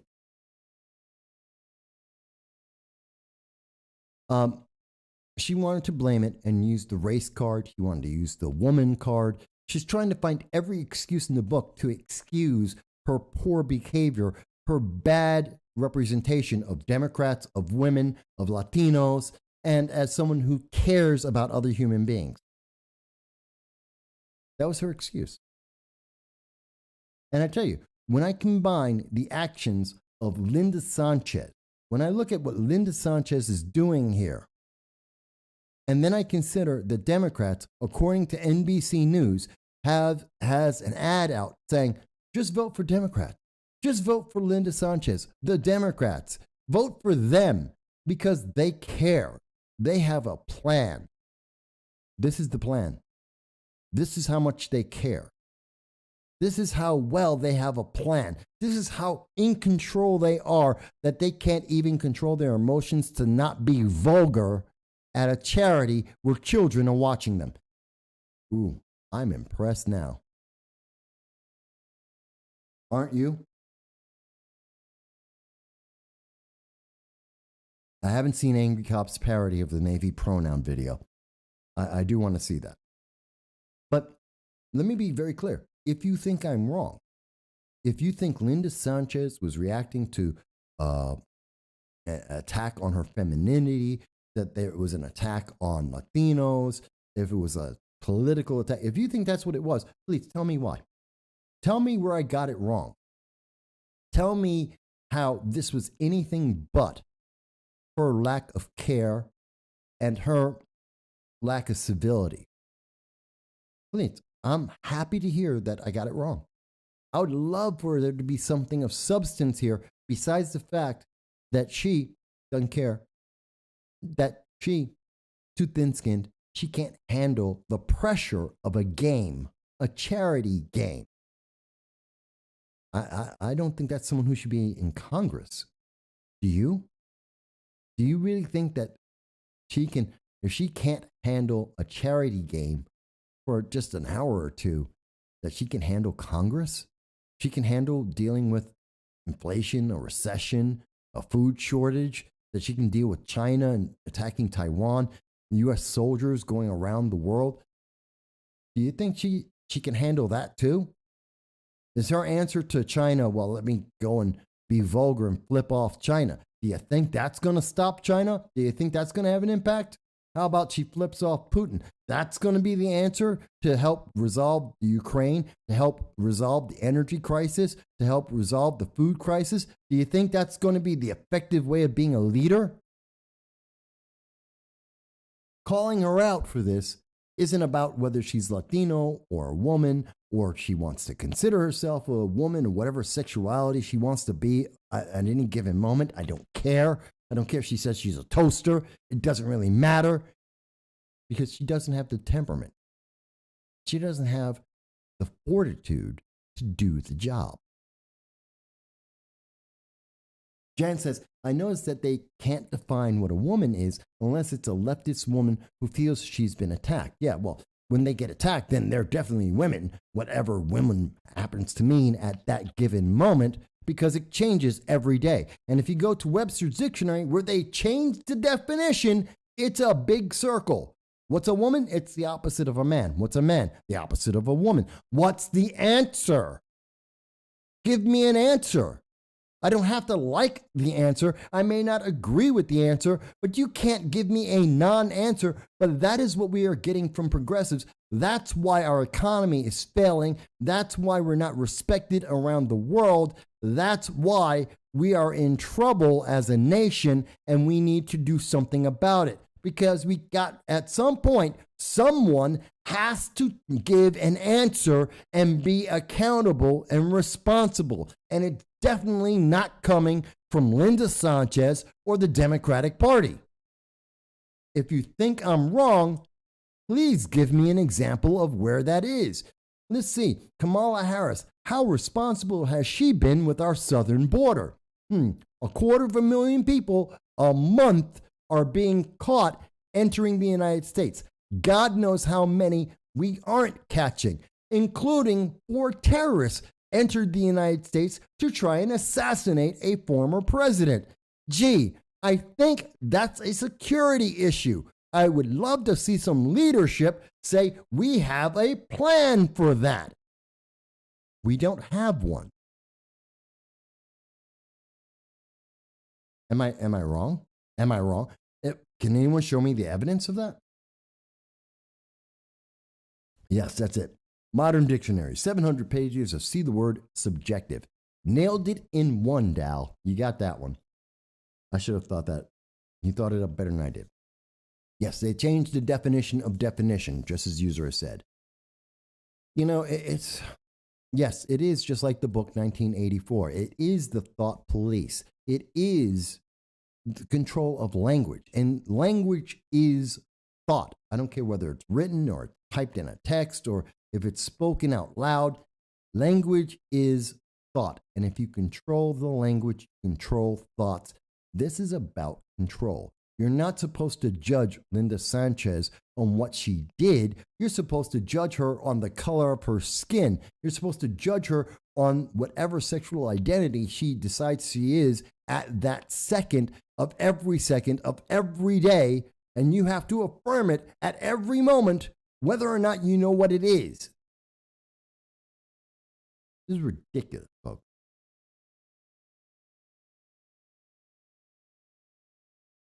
I tell you, and we are doing Fahrenheit 451. We are there. They are destroying books. They are hiding books. They are rewriting books. We know this. It's terrifying. And you say, well, Mike, you just don't understand Democrats. Okay, please explain it to me. Explain the policies to me. Explain the plans to me. I'm asking for it, and they won't tell you. How are you supposed to be safer when you have less ability to defend yourself? Look at what happened in Indiana. They want to tell me, well, what about Buffalo? Okay, what about Indiana? What if there was someone else, like the shooter in Buffalo? He was afraid that there would be a guy, kind of like in Indiana, who was concealed carry and able to stop him. He was afraid of it. He wrote about it. He published that to let us know this is part of his planning for what he did in Buffalo. And you just said, no, we're not going to give people that protection. We are going to make them less safe. That mass shooter, was more confident because New York State, like California, like Illinois, like Michigan and Maryland, they make it hard for people to protect themselves. Therefore, they're more easily a victim. Democrats are putting together victims, and criminals are saying, it's a smorgasbord. Let me go and take the piñata and whack it a couple times because no one's going to stop me. And even when they do, just like we saw with Lee Zeldin, and I showed it to you earlier, and you saw this in the news yourself, the answer was, and let them back out the door. Violent criminal action. Let them go home. Let them do it again. Is that the way we really want to respond to this? Is that the way we're supposed to deal with this? And then tell you, no, but you don't understand. What don't I understand? The man made an attack that was on video, that was witnessed. I've talked to the witnesses at the scene, several of them. I've published that. You've heard it. But no, you got to understand. He should go home. It's justice. For who? For Lee Zeldin? For the person who got attacked? Is that just? Is it justice to the victims of these mass shooters that they can't wear a bulletproof vest passively if they wanted to protect themselves? Who is it justice for? Who's being protected? Who's being saved? Who's being helped out?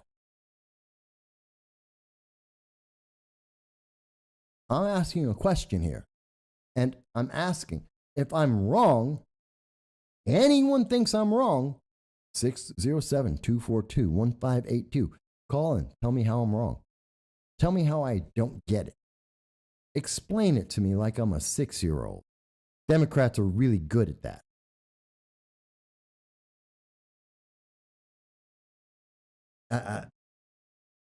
It's very upsetting. It's so very upsetting, folks. And it's not ending. It's not stopping. This isn't going to be over. When 2022 rolls over, when we get past November 8th, it doesn't all just stop. It's not all going to just be over. And remember, they're not done yet. There's still another bill that we got to worry about. You think that it's bad that they have decided that they want to try and ban all the guns, that they want to defund the police? You think it's bad that they're selling oil to China instead of giving it to you so that you can heat your home or get in your car? You think it's bad that they're not prepared for a food shortage and that they don't know what to do with energy? You think it's bad that Biden can't read a paragraph, can't figure out where he's supposed to sit in a meeting without being given a cue card? You think that's bad? Guess what? That's not just it. I wish that it was. But remember, what else are they trying to do? Here it is. This is the HR 2584, Judiciary Act of 2021. They're trying to pack the courts. Yet another thing from 2020 election that they promised you, don't worry about it. It's okay. It's not a big deal. And here they are trying to pack the courts. And they're going to tell you, don't worry, it won't pass. It's not a thing. They said the same thing to me 3 years ago about bulletproof vests. We did the article. We talked to you about it. We did a video on it saying, hey, you got to watch out for this. They're coming after bulletproof vests, passive security. And you know what? Then they passed it.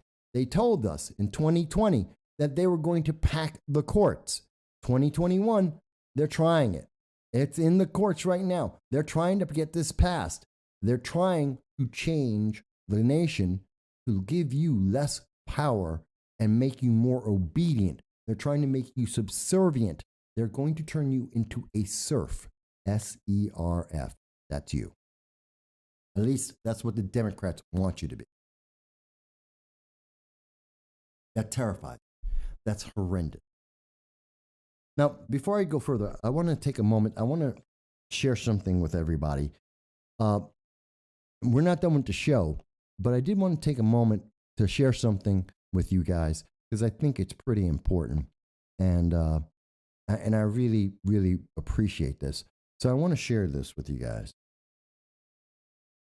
I know you've heard it before. What difference does it? You make the difference when you watch, chat, tweets, your likes and shares, and your subscription. You make the difference. From across the world, you help us to keep the lights on and the stream alive. You are making the difference to fight the woke and the crazy legislation that we see before. We at No Soundbites Allowed, and I want to thank you for everything that you do in helping us reach our goal, and your likes, your tweets, your comments, and your subscriptions to the channel. We want to thank you from the bottom of our heart. And this is a special thank you to those who have donated to the channel and helped us in all of our efforts. Try to make this channel the best that we possibly can, because you deserve no less. Thank you.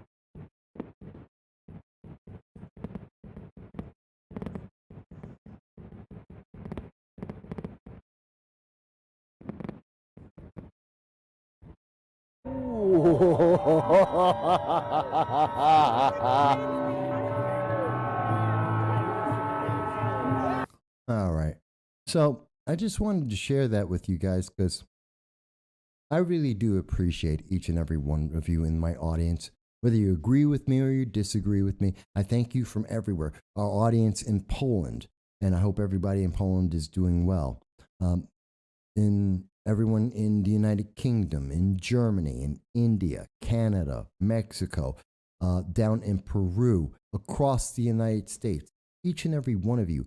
And there are so many other places that people are watching this program. They send us the messages. They give us phone calls and send emails. I appreciate each and every one of you. I thank each and every person who's donated, whether it's $1 or $100.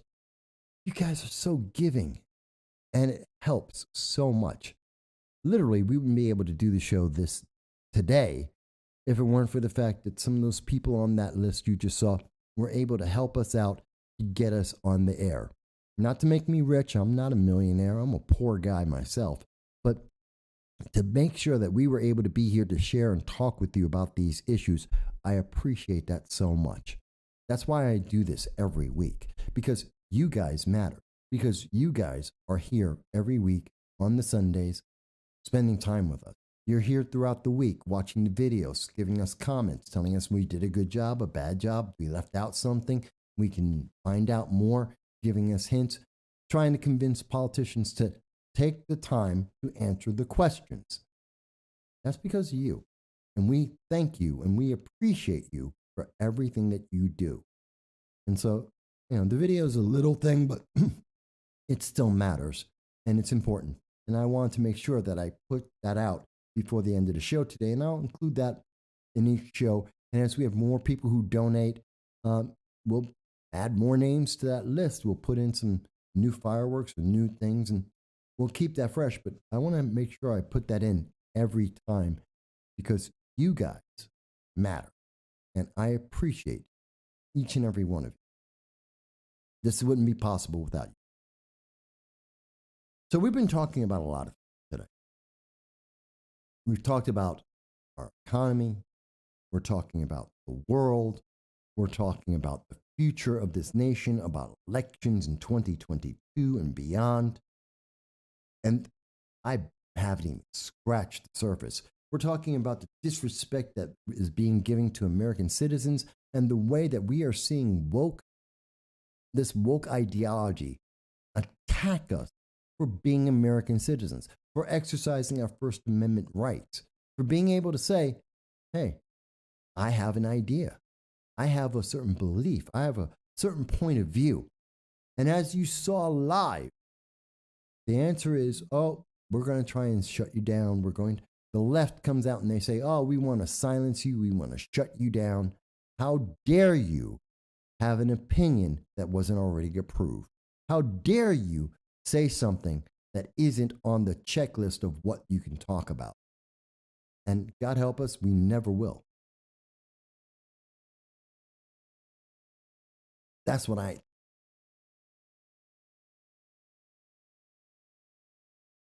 it's incredible, folks. It really is. And it scares me about where this nation is going. If we consider that this is the new normal, that this is just part of the Great Reset, that this is the way it's always going to be. Remember when President Obama told us we would never get more than 1% growth a year? I think he said 1.2% growth a year. That's it. Nothing else is possible until it was proven that everything else is possible. We were told that we couldn't possibly control our borders, and then we did. That other nations would never respect us, and then they did. Or at least they feared us, which is just as good as a nation may be, especially when you compare it to now. Well, do you think we're being treated with respect by China, by Russia, by Iran? Do you think they're really respecting what we think and what we do? Because according to their words, their public statements, the fact that they want to shoot Nancy Pelosi out of the sky. I didn't make that up. That's not me saying that. That's China saying that, as it's been reported around the world, that they want to shoot Nancy Pelosi out of the sky. That's a problem. Because they think that'll shut her up. That'll quiet the United States. It's one of the reasons, I think, that we see that Joe Biden is selling them 6 million barrels of oil to keep China happy, to make sure that they don't just stop making stuff for us because America can't make stuff for ourselves anymore. And we have companies that are so busy bending over backwards to bots that they're willing to destroy their own. It's like the United States under Obama, we got rid of manufacturing, our lifeblood, the thing that made our nation so great. And we're wondering why that's having a negative effect on our country. And right now we're seeing that with BattleTech, the Fanatics Corporation, they're wondering, hey, we've got to protect. We've just fired a 37-year veteran author, one of our better authors who has consistently built up our brand. We fired him. How are we going to keep the money coming in? How are we going to protect our business? Because we decided to be woke and we went and they're going broke. I don't know. Yes, John mentions that younger viewers may want to watch the movie Network. It says a lot. And I think it was a great film. And I think it does say a lot about what's happening in our nation right now. It's not all about doom and gloom, but it's about being honest with each other about what's happening in our world and where we are taking America. What's the road we're going down? Because I guarantee you, things are going to change one way or the other. Do you think that if we keep going down this path, people have been talking. I mean, I've heard Tim Pool, I've heard others. Back in 2017, I mentioned we're probably getting close to a second civil war. And now here we are today, and we hear Tim Pool mention it like every other video that he does. He's talking about a civil war. We hear this in the newspapers. We hear Democrats suggesting it as an idea. We've got progressives who are saying that there should be a divorce in America, that we should divorce different states. Really? Because that's going to keep America great? I don't think so. Dow mentions that Biden speaking to China, he says, quote, "Come on, man. Here's my populace's lunch money. Can you only give them one black eye and a busted lip today? Their leg just came out the cast today, and I need them to get back to work. Well, that's it. Yeah. This is the bully. China's the bully, and Biden is the guy cowering in the corner, afraid to even confront him. Yeah, even GTA. That's it. The game. Grand Theft Auto. A game known for its raunchy, outrageous take on crime and being a criminal. GTA, Grand Theft Auto, is now going woke. John Cordisco says this is a fifth generational war. Kind of. We're definitely in a battle. We're in a battle for America. And people are telling me, oh my God, but you can't be MAGA. Why not? Yes, I believe in America first. I am ultra MAGA. I'm not just MAGA, I'm ultra MAGA, which means I believe in America first. I ultra believe in making America great again. If you think that's racist, there's a problem on your end, because I didn't mention anyone's race. If you think that's sexist, there's a problem on your end, because I didn't mention sex. If you think it's some other ist or phobe, there's a problem with you and the way you're thinking, because I said I want to make America great. And America has people who are LGBTQAI plus in it. America has people who are every shade and every color on the face of the earth in it. America has every religion and every religious belief in it. America is inclusive. We always have been. We've always been diverse. That's a fact. And so when I say I want to make America that is inclusive, that is diverse, that has a bit of everything that's found in the world in it, and I want to make that great, you should say, so do I. You shouldn't tell me that's racist or sexist or that's a bad thing or how evil that is. You should say, so do I. Because if you don't want America to be great, what the hell are you doing here? Why are you here? If you don't want America to be great, if you don't think America is great and you don't want it to become great, then why the hell are you here? There are 140 other nations in the world. Go where you think it's better. And we hear these entertainers and these politicians and these athletes, and they constantly say, and I'm going to move if you don't do what I say. Go ahead and move. No one's keeping you here. The joy of being American. It's part of that freedom. You don't like it? Leave. Take your money and go. No one's stopping you. And you notice they never leave. Joy Behar, Whoopi Goldberg. There's two of them that come to the top of my head because they're Rosie O'Donnell. Promised, absolutely promised, they're going to go to Canada. Good luck there. You can't speak in Canada unless the government approves it. You can't protest in Canada unless the government approves of it. That's not me making it up. That's Bill C-16. That's what happened to the Canadian truckers. You're not free in Canada. Go there if you want. You're not going to get that freedom. Oh, you're going to go to Australia? Fantastic. Knock yourself out. It's even more restrictive there. Hell, if the government thinks that they should knock on your door and relocate you, they will. And they have. So much for freedom there. Doesn't matter how much money you have. If the government says you're moving, you move. That's New Zealand. That's Australia. Gee, you want to go there? Go right ahead. In England, you can't say certain words and you will be arrested if you dare to do that. Hey, you don't have to believe me. That's a fact. So if you want to go to another country, go right ahead, knock yourself out. I've lived in Moscow, not because I was thinking it's a great country, but because that was a job opportunity for me. I got to see socialism, and thank God I did, because I will never try and force that on anyone, and I would tell anyone why it doesn't work.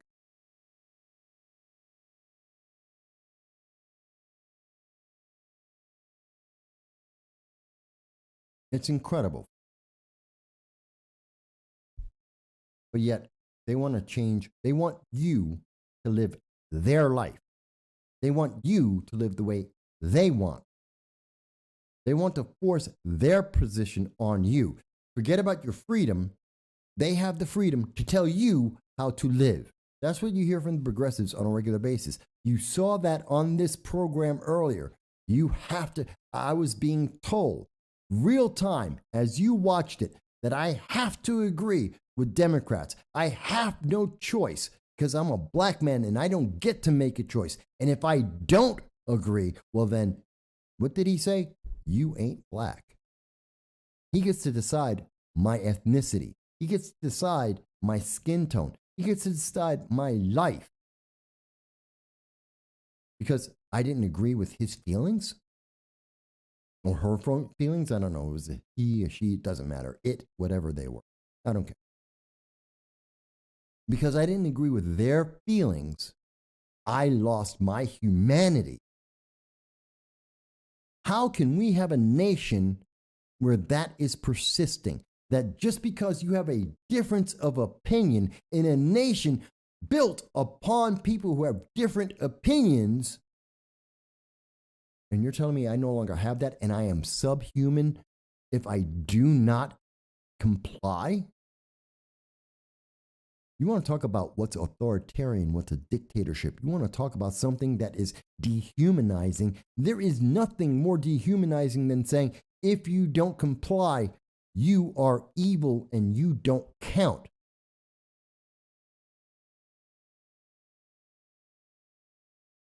Yeah, Jan, I know. I've heard from many people in the LGBTQAI plus community that say, think about, I'll give you a great example. Caitlyn Jenner is a great example. Caitlyn Jenner was Woman of the Year. Caitlyn Jenner was a darling, being lauded by the left, until Caitlyn Jenner had an interview and said, I'm a Republican. And you could see, look at the video for yourself, as they are shocked. ABC News is shocked. They don't know what to say. Wait a minute, but you're trans. And Caitlyn Jenner was like, yes, I'm trans. And I'm a Republican.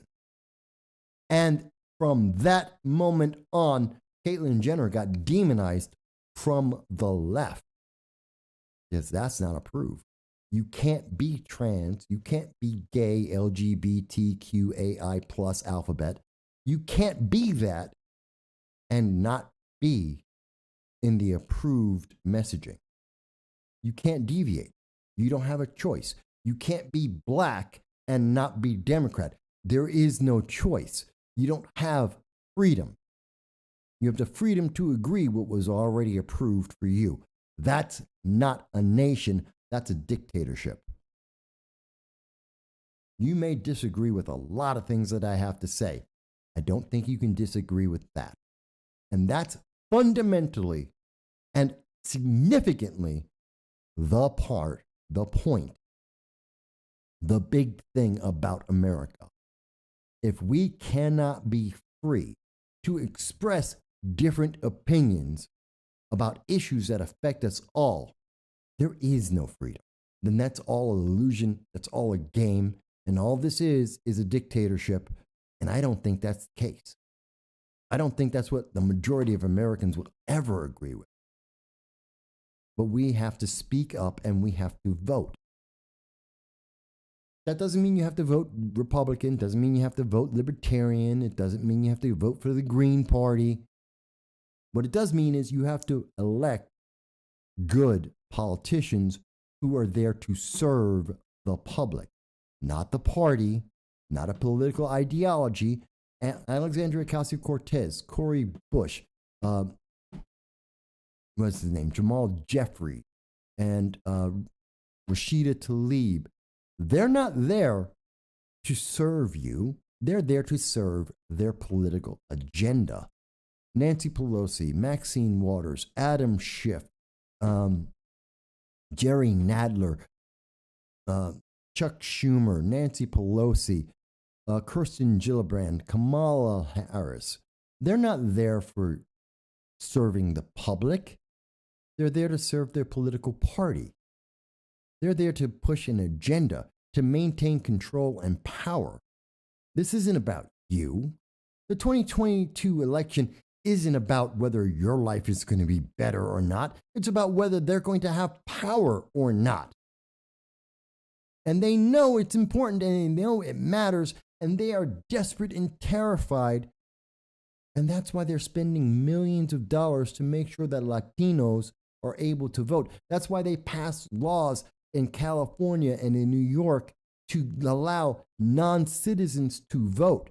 They're trying to protect them. They're protecting their job, their power. It's not about making your life better. Not at all. They don't even know what your life is. They don't care what your life is. As much as Alexandria Ocasio-Cortez wants to tell you, well, I used to be a bartender, so I understand.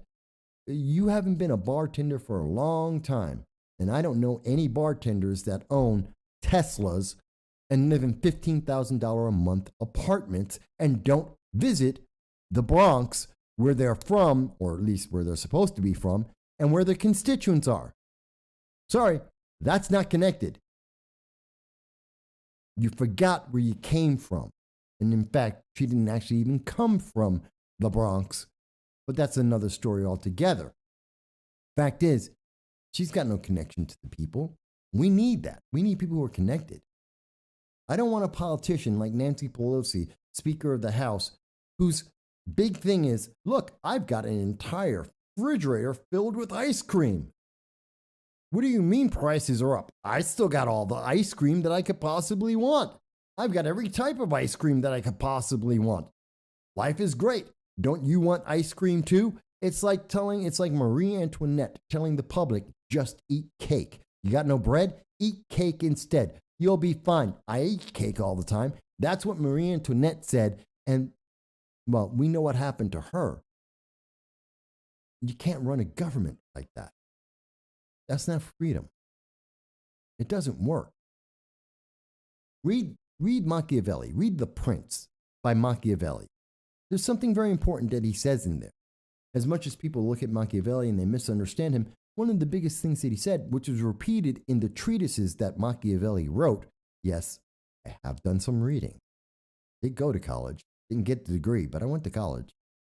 Machiavelli's treatises, as well as The Prince, he's very clear as he details that no matter how much of a dictator you want to be, you still have to give back to the people. You still have to serve the people, or else that government falls apart. Yeah, Nancy's diet. Exactly. And you know what? Most of the people in America don't have Nancy's diet. And that's a good thing. All right. Give me a second, folks. I'll be right back. Let's see. Let's go with... I'll be right back. And I have him here. I'm so happy. The man, the myth, the legend himself, from upstate New York, Binghamton, originally from here, but now from there. His own podcast, No Soundbites Allowed. One and only Michael Voss for coming today. Always.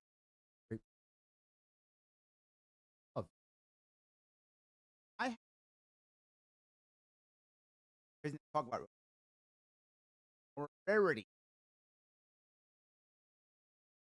A Republican. And not just that, you are a Republican of color in New York State. Oh my God. That's correct. Yes, that's not what's supposed to happen. I mean, how did that?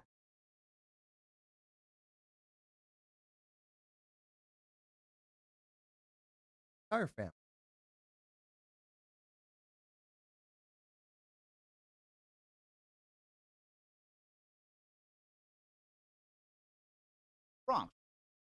Ryan. Heavy Democrats. My boss.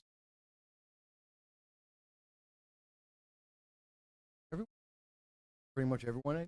Never. Oh, okay. I'm back. Wait a minute. The video didn't play. You followed the family. Absolutely. Everyone's okay. Don't know why the video didn't play there. Sorry. It's supposed to be my commercial break video and didn't play. All right. Fix that later. I'll fix that next time. Okay. Dow mentions Machiavelli is a classic, great juxtaposition to John Locke's two treatises of civil government. Also, a great book. I would recommend it to anyone. You have to understand the past, and that's why we do this program the way that we do. You have to understand the past. How did we get here so that we can fix it, so that we don't go back and do it again, which we are doing right now. We saw in 2021, from the very beginning, Biden decided we're going to spend money. The American Families Plan, spend trillions and trillions of dollars on things that don't actually help America. Ideas that actually did not build up the infrastructure, did not help manufacturing, did not build up the base of America.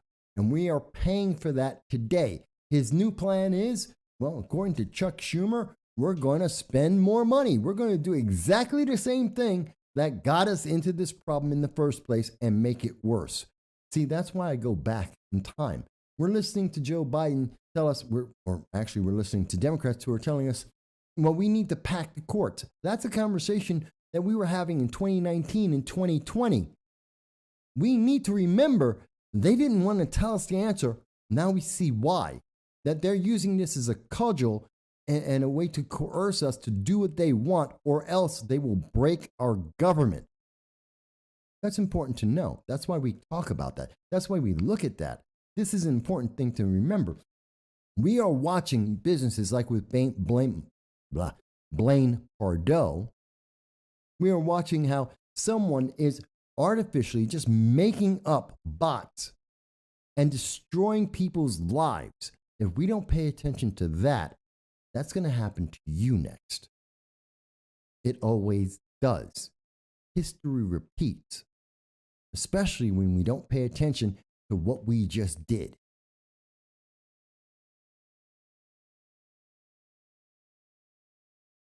Yes, often they lie about these things, but we have to call them out. And when they lie to our faces, when they tell us, we've got a plan, and you say, what's the plan? And they go, we have a plan. Again, that's what they said. NBC reported. I showed it to you. I'll show it to you again, just so that we can see this. Because I don't need to hide these things. I don't need to make this stuff up. Here it is in black and white. This is coming again. This is from Meet the Press. This is from July 28th, 3 days ago. It's right here in black and white. You ask them, what's the plan? They don't have a plan. The plan is that they have a plan. Doesn't that feel great? Give us power.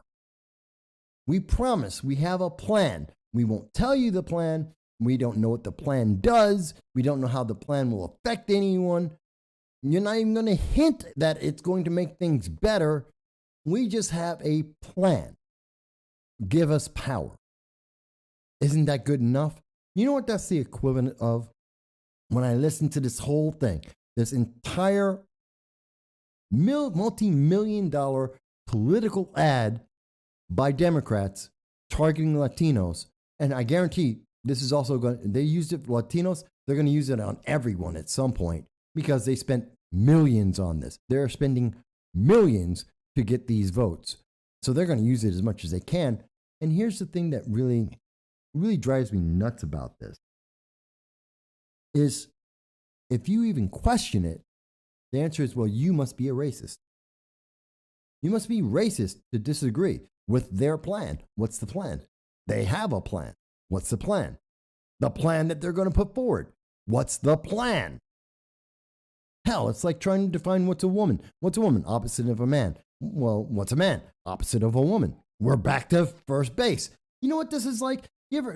If anyone's ever seen one of the greatest comedy duos ever, Abbott and Costello, and they have this routine. It's one of the most famous ones ever. It's who's on first base. This is exactly that. Who's on first base? I don't know. Third base. Bang. That's the joke. That's the punchline. Look it up. You'll find it. It's funny. Funny. But we're doing the same thing in politics here. What's a man? It's opposite of a woman. What's a woman? Opposite of a man. Okay, let's go round and round on this. We'll never get the answer. It's never going to work out. Hey, how about this? Well, the Democrats have a plan. Great. What's the plan? That they have a plan. And what's the plan? That they have a plan. Oh, fantastic. Give them more power. What is this? If I went and I tried to sell you a used car and I said, hey, the car drives. Yeah. Can I see the car? No. Can I drive the car? No. Can I know what kind of car it is? No. But I have a car. I have a used car lot. I'm going to sell you a car. Great. I need a car. Well, that's fantastic. So we're done. You're going to give me the money and I'll give you a car. How much money am I going to pay? Can't tell you. What kind of car? Can't tell you. What condition is the car? Can't tell you. Why am I buying the car from you? Because I'm selling you a car. This is exactly what Democrats are offering you right now. That sounds absurd and insane. And if someone ever tried to do that to you, you would never buy anything from them. You would never accept that in any other aspect of your life. You're going to go to see, hey, you want to see a movie? Yeah, okay. What movie? Doesn't matter. What do you mean doesn't matter? I want to see, I like sci-fi. No, we're going to see a movie. Okay. What movie? Doesn't matter. Well, you know who's in it? Doesn't matter. What do you mean doesn't matter? I like certain actors. I think certain actors are better than other actors. I don't want to see a movie. Amber Heard's in it. I don't want to see a movie if Amber Heard's in it. No. It's a movie. I understand that. What movie? Doesn't matter. What's the genre? Doesn't matter. Yeah, it does matter. It matters a lot to me. I like certain things and I don't like other things. What's in this? Doesn't matter. We're going to the movies. Why am I going to the movies? Because it's a movie. The movie's there. You're going to go and see the movie. Why would I do that? Do those analogies make sense? Does that not make sense if we break it down to common sense? Your vote doesn't matter, but they're going to spend millions to get your vote. And they're going to get your vote by telling you they're going to do something, but they won't tell you what it is that they're going to do. And you are going to give them the power and your money so that they can do this plan that you don't know about because they said so. Are you kidding me? Never in my life no one would ever agree to something that insane. And that's exactly what they are saying. This is exactly what they are saying to you. Do it because we said so. We promise we have a plan. You don't need to know what it is. Trust us. We're the elites. We're smarter than you. Just do what we say. Obey. That's what NBC has reported and what Democrats have spent millions to do. Terrifying. It's terrifying. And yes, I know that there are, and I think we were talking about it last week, about all the Americans who are leaving from California and going down to Mexico, not learning how to speak Spanish, not integrating into Spanish. They want American food. They want to speak American English. They want to use American dollars in Mexico because California is falling apart. Really? And Mexico is going, we're not putting up with this. We're not America. We don't have American rules. That's not going to fly here. It's kind of like the basketball player, Griner, who goes, hey, I'm an American. I can smoke marijuana anywhere I want to. Going to Russia, and they're like, nope, we're not America. Those rules don't play here. Sorry, you're going to jail. But I'm an athlete. Who cares? But she goes, I'm black. They don't care. Oh, but I'm an athlete. Doesn't matter. You're going to jail. You broke the law. Go to jail. Period. Done. And we should not bail her out. She's a criminal. She actively broke the law of a country. she has to pay for the crime. She did the crime. She knew she was committing the crime. She needs to be punished for the crime. We don't get Griner. That's all on her. Those were her choices that she made that has nothing to do with America. And now she's begging for America, a country she hated, a country she denounced. She's calling on us to come save her ass because she made stupid decisions. Sorry, no. The Americans who are in Mexico, and Mexico says that's not their laws. You can't just use American dollars because they have Mexican pesos. You can't get American businesses there because Mexican businesses are in Mexico. Guess what? That's their laws. It's their country. You don't get to make the new choices. You don't get to live like in America. They say you don't get the right to free speech. You don't have a right to the Second Amendment. You don't have American constitutional rights in Mexico. Guess what? It's their country. Their right. You lose. Sorry. You moved to Mexico. You should have thought about that before you went to Mexico City. It's not America. It's Mexico. You lose. Period. And we don't bail them out. We won't come save you because you did this to yourself. Because you thought that everyone's just going to magically go, oh, is that what you said? Well, we're all just going to comply. No, that's not how it works. Time for the realities, a slap of reality in your face. Jen says they know the plan, but they don't want you to know the plan because then they know you won't vote for them. Well, probably. I'm pretty sure their plan is do what we were doing anyway. I think the Democratic plan is spend more money on things that don't help the economy, that don't help manufacturing, that will not help the average American citizen, but it will make their friends and certain politicians more powerful. That's their plan to keep more power for them. I'm very sure of it, that they're going to spend more money, and the fact that poor people will become more poor doesn't really matter to them because they don't live around poor people anyway.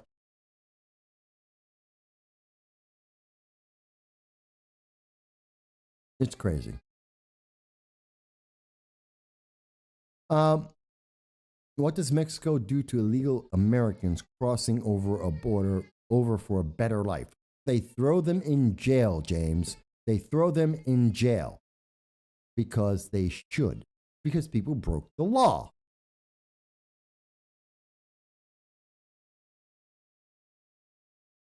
And I understand, John, it's been working for them for decades. You're right. That this idea, this lack of information, this duplicitous nature, it has been working. Because people haven't been talking about it. Because, well, for a long time, people didn't have a way to talk. We have the internet now. We have the way to communicate. We're talking to you on YouTube. We're talking to you on Rumble, on BitChute, on Minds, on Truth Social. We're able to reach you now. We no longer have the excuse, I didn't know. I didn't have a way to find out. You want to find out what's in a bill? You don't have to wait a week to see it published in the newspaper, maybe, usually edited, usually the version that the editor wants you to know so that you have the same political result as they have. No, we can actually see it. We can look it up ourselves. We can read it for ourselves. We can come up to our own conclusion about it. We don't have the excuse anymore that we had for decades. Well, I didn't have a way to find out. I didn't know. We know. You want to see how they're voting? You want to see what they're saying? We can go to C-SPAN. We can watch them in Congress all day long. We can go to congress.gov. We can pull up the bills. We can go to the Bureau of Labor Statistics and look at the numbers. We can go to the New York State Gun-Involved Violence Elimination Report every year, twice a year, and see what the results are. Is gun control working? We can find out the facts. And by the way, the answer is no, it is not. It never has. But we can get these answers. You can't tell me you don't know. You can tell me you don't want to know. Can't tell me you don't know. Because the information is right there. You can find it. You can know if you care. Now, I'm not saying you have to care about everything, but anything that you think is important, you can know. Reasonable.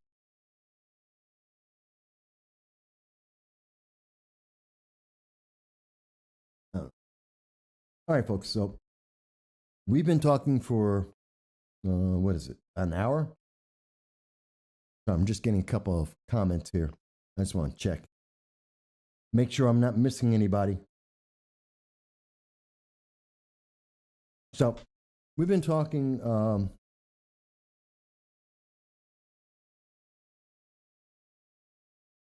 Okay.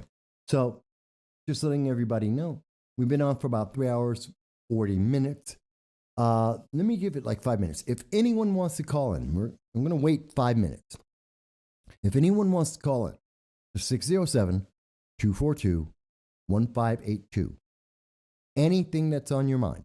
You can agree with me. You can disagree with me. You can talk about anything we've talked about so far today, or you can talk about something completely different.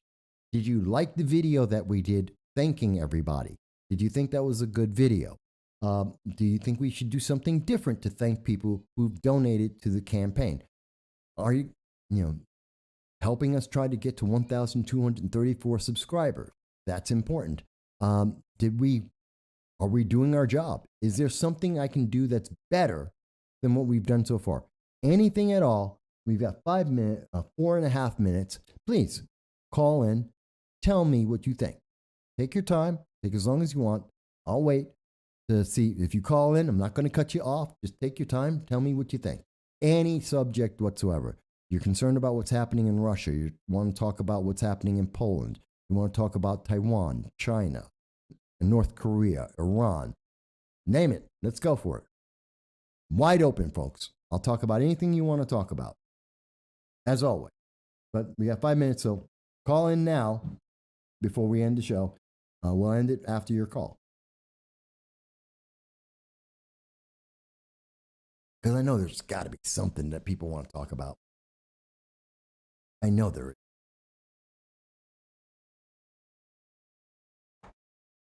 And I think it's interesting that we're getting a lot more attention now. I think the Young Turks, they didn't realize how much they helped us when they decided to attack us. I don't think they realized that they would get embarrassed as much as the Young Turks did get embarrassed for trying to attack us for having our own opinions rather than regurgitating whatever it is the Young Turks wants to say. I think they didn't realize that. That's my thought. I kind of think that's the case.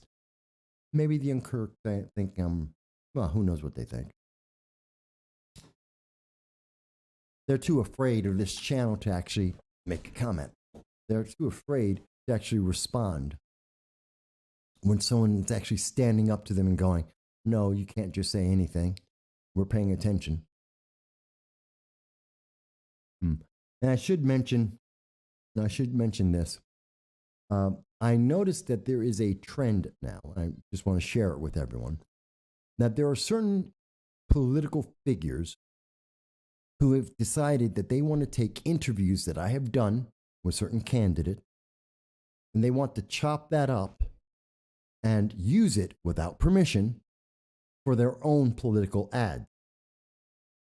Look, if someone wants to go through one of my videos and you want to critique it, fantastic. That's transformative. That's great. You want to critique it. You want to say, I have an entirely different point of view. You think you found holes in whatever I'm talking about. Fantastic. I can respect that. I look forward to it. If you're a politician and you think I can get more votes if I just chop up and edit some of the questions that Mike asked, because I think it was great if I just chop it up and I change the context and I can get more votes that way, you're going to get blocked. There is actually one person in 15 years, I have never stopped anyone from using any video, a clip that I've done, because they had a different commentary, because they had a different take on something that I spoke about, that they want to respond to something that I have said. I have never stopped anyone from doing that. I have now stopped one politician from making a political ad using my content. I'm sorry, you don't get to do that. That's wrong. You don't get to use it in your ads to try and make your bones and get votes because you're taking my work and putting it out of context. That we will not stand for. And that's why there's a politician right now in America that is getting a content strike from me. I'm not happy about it. I don't like content strikes, not for me, not for anyone else. But I also don't think people should abuse what the work that other people have done. One thing to, again, you want to critique what I've said? Fantastic. You want to critique the way I've said it? Fantastic. Fair game, go for it. You're going to use my work to try and make a political point for your advantage, which is completely selfish? No. That, when I find out, I shut it down. And that's what I'm doing as we speak. Figured I'd just throw that out there. So Dal says, what would you think of a federal ticket of Trump and Rand Paul in 2024? Won't happen. It's a good question. I think it's an interesting question. I've never heard that. Most people are saying Trump and DeSantis, but Trump and Rand Paul, they don't, I could be wrong, but based on their personalities, they don't get along enough. They don't get along enough to be able to work on a ticket. I don't believe that they would work together well. Big clash of egos, different approaches and styles does not work. And you can't have such a big diametric opposition in both the approach and the style and the nature of the policies that you have. They're too different. So I don't think it works. In terms of, do I think that a very outspoken political leader and someone who is more of an individualist, could that work? Maybe, but not with those two temperaments. Two very different people. And politically, different ideology. Trump is more hands-on. Rand Paul is more political, committee-oriented. So that's another problem with that. That's what I could be wrong. Dow says, looking at them, I thought it might balance the teeter-totter with common ground in America first. No, I don't see it. Again, there's too much of a clash. Culture clash, personality clash, stylistically in the way they get things done, the way they communicate with the public. There's too many clashes. It's an interesting idea. No one's ever suggested it to me before, but I think it's too much. That would be like Trump and Thomas Massie. Would not work. I could see Rand Paul and Thomas Massie running on the same ticket. I could not see Trump and Thomas Massie or Trump and Rand Paul. Just doesn't. Good question, though. I like that. No one's ever asked me that before. That's a good one. All right, folks. We've been almost 4 hours. I want to thank you. It's great to be back. I appreciate you guys.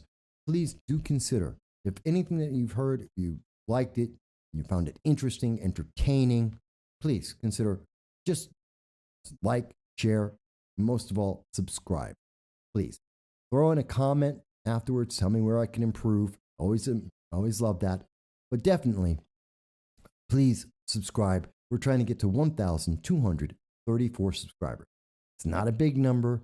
It doesn't change the world, but it means a lot to me. It means a lot to this channel, being able to reach more and more people to get more of your voices every week. Dow says that a Trump Rand would be a reality TV soap opera. Hell yeah, that would be. I'd watch it. There'd be so many fireworks. I'd watch that.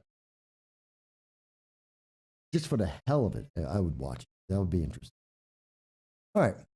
So with that said, folks, I want to take off. I want to see you next week. Remember, every Sunday at 2:30 p.m. Eastern Standard Time. You know, unless the internet shuts us down, unless we don't have any money, we will be here talking with you. We've been doing it for 15 years. We're going to keep on doing that. Every Thursday, we're on the Rory Sauter Show. Every Friday, we are on with Liberty First Foundation, their roundtable. And every Sunday, we are here throughout the week. We're going to be doing a lot of videos. And of course, don't forget to check out the shorts with it's the J Rest Break. That's what we're calling it, the J Rest Break with John Restucia. He's doing 1-minute short videos on different topics. I think he's been doing a fantastic job. Check them out. It's 1 minute of your life. Like it, share it, and you know what? Pump up John's self-image. It's great. He's doing a great job. I think you should check it out. And Dal, yes, I will be on the Liberty First Foundation Roundtable next Friday. I will be there. And next Sunday, I will be back here.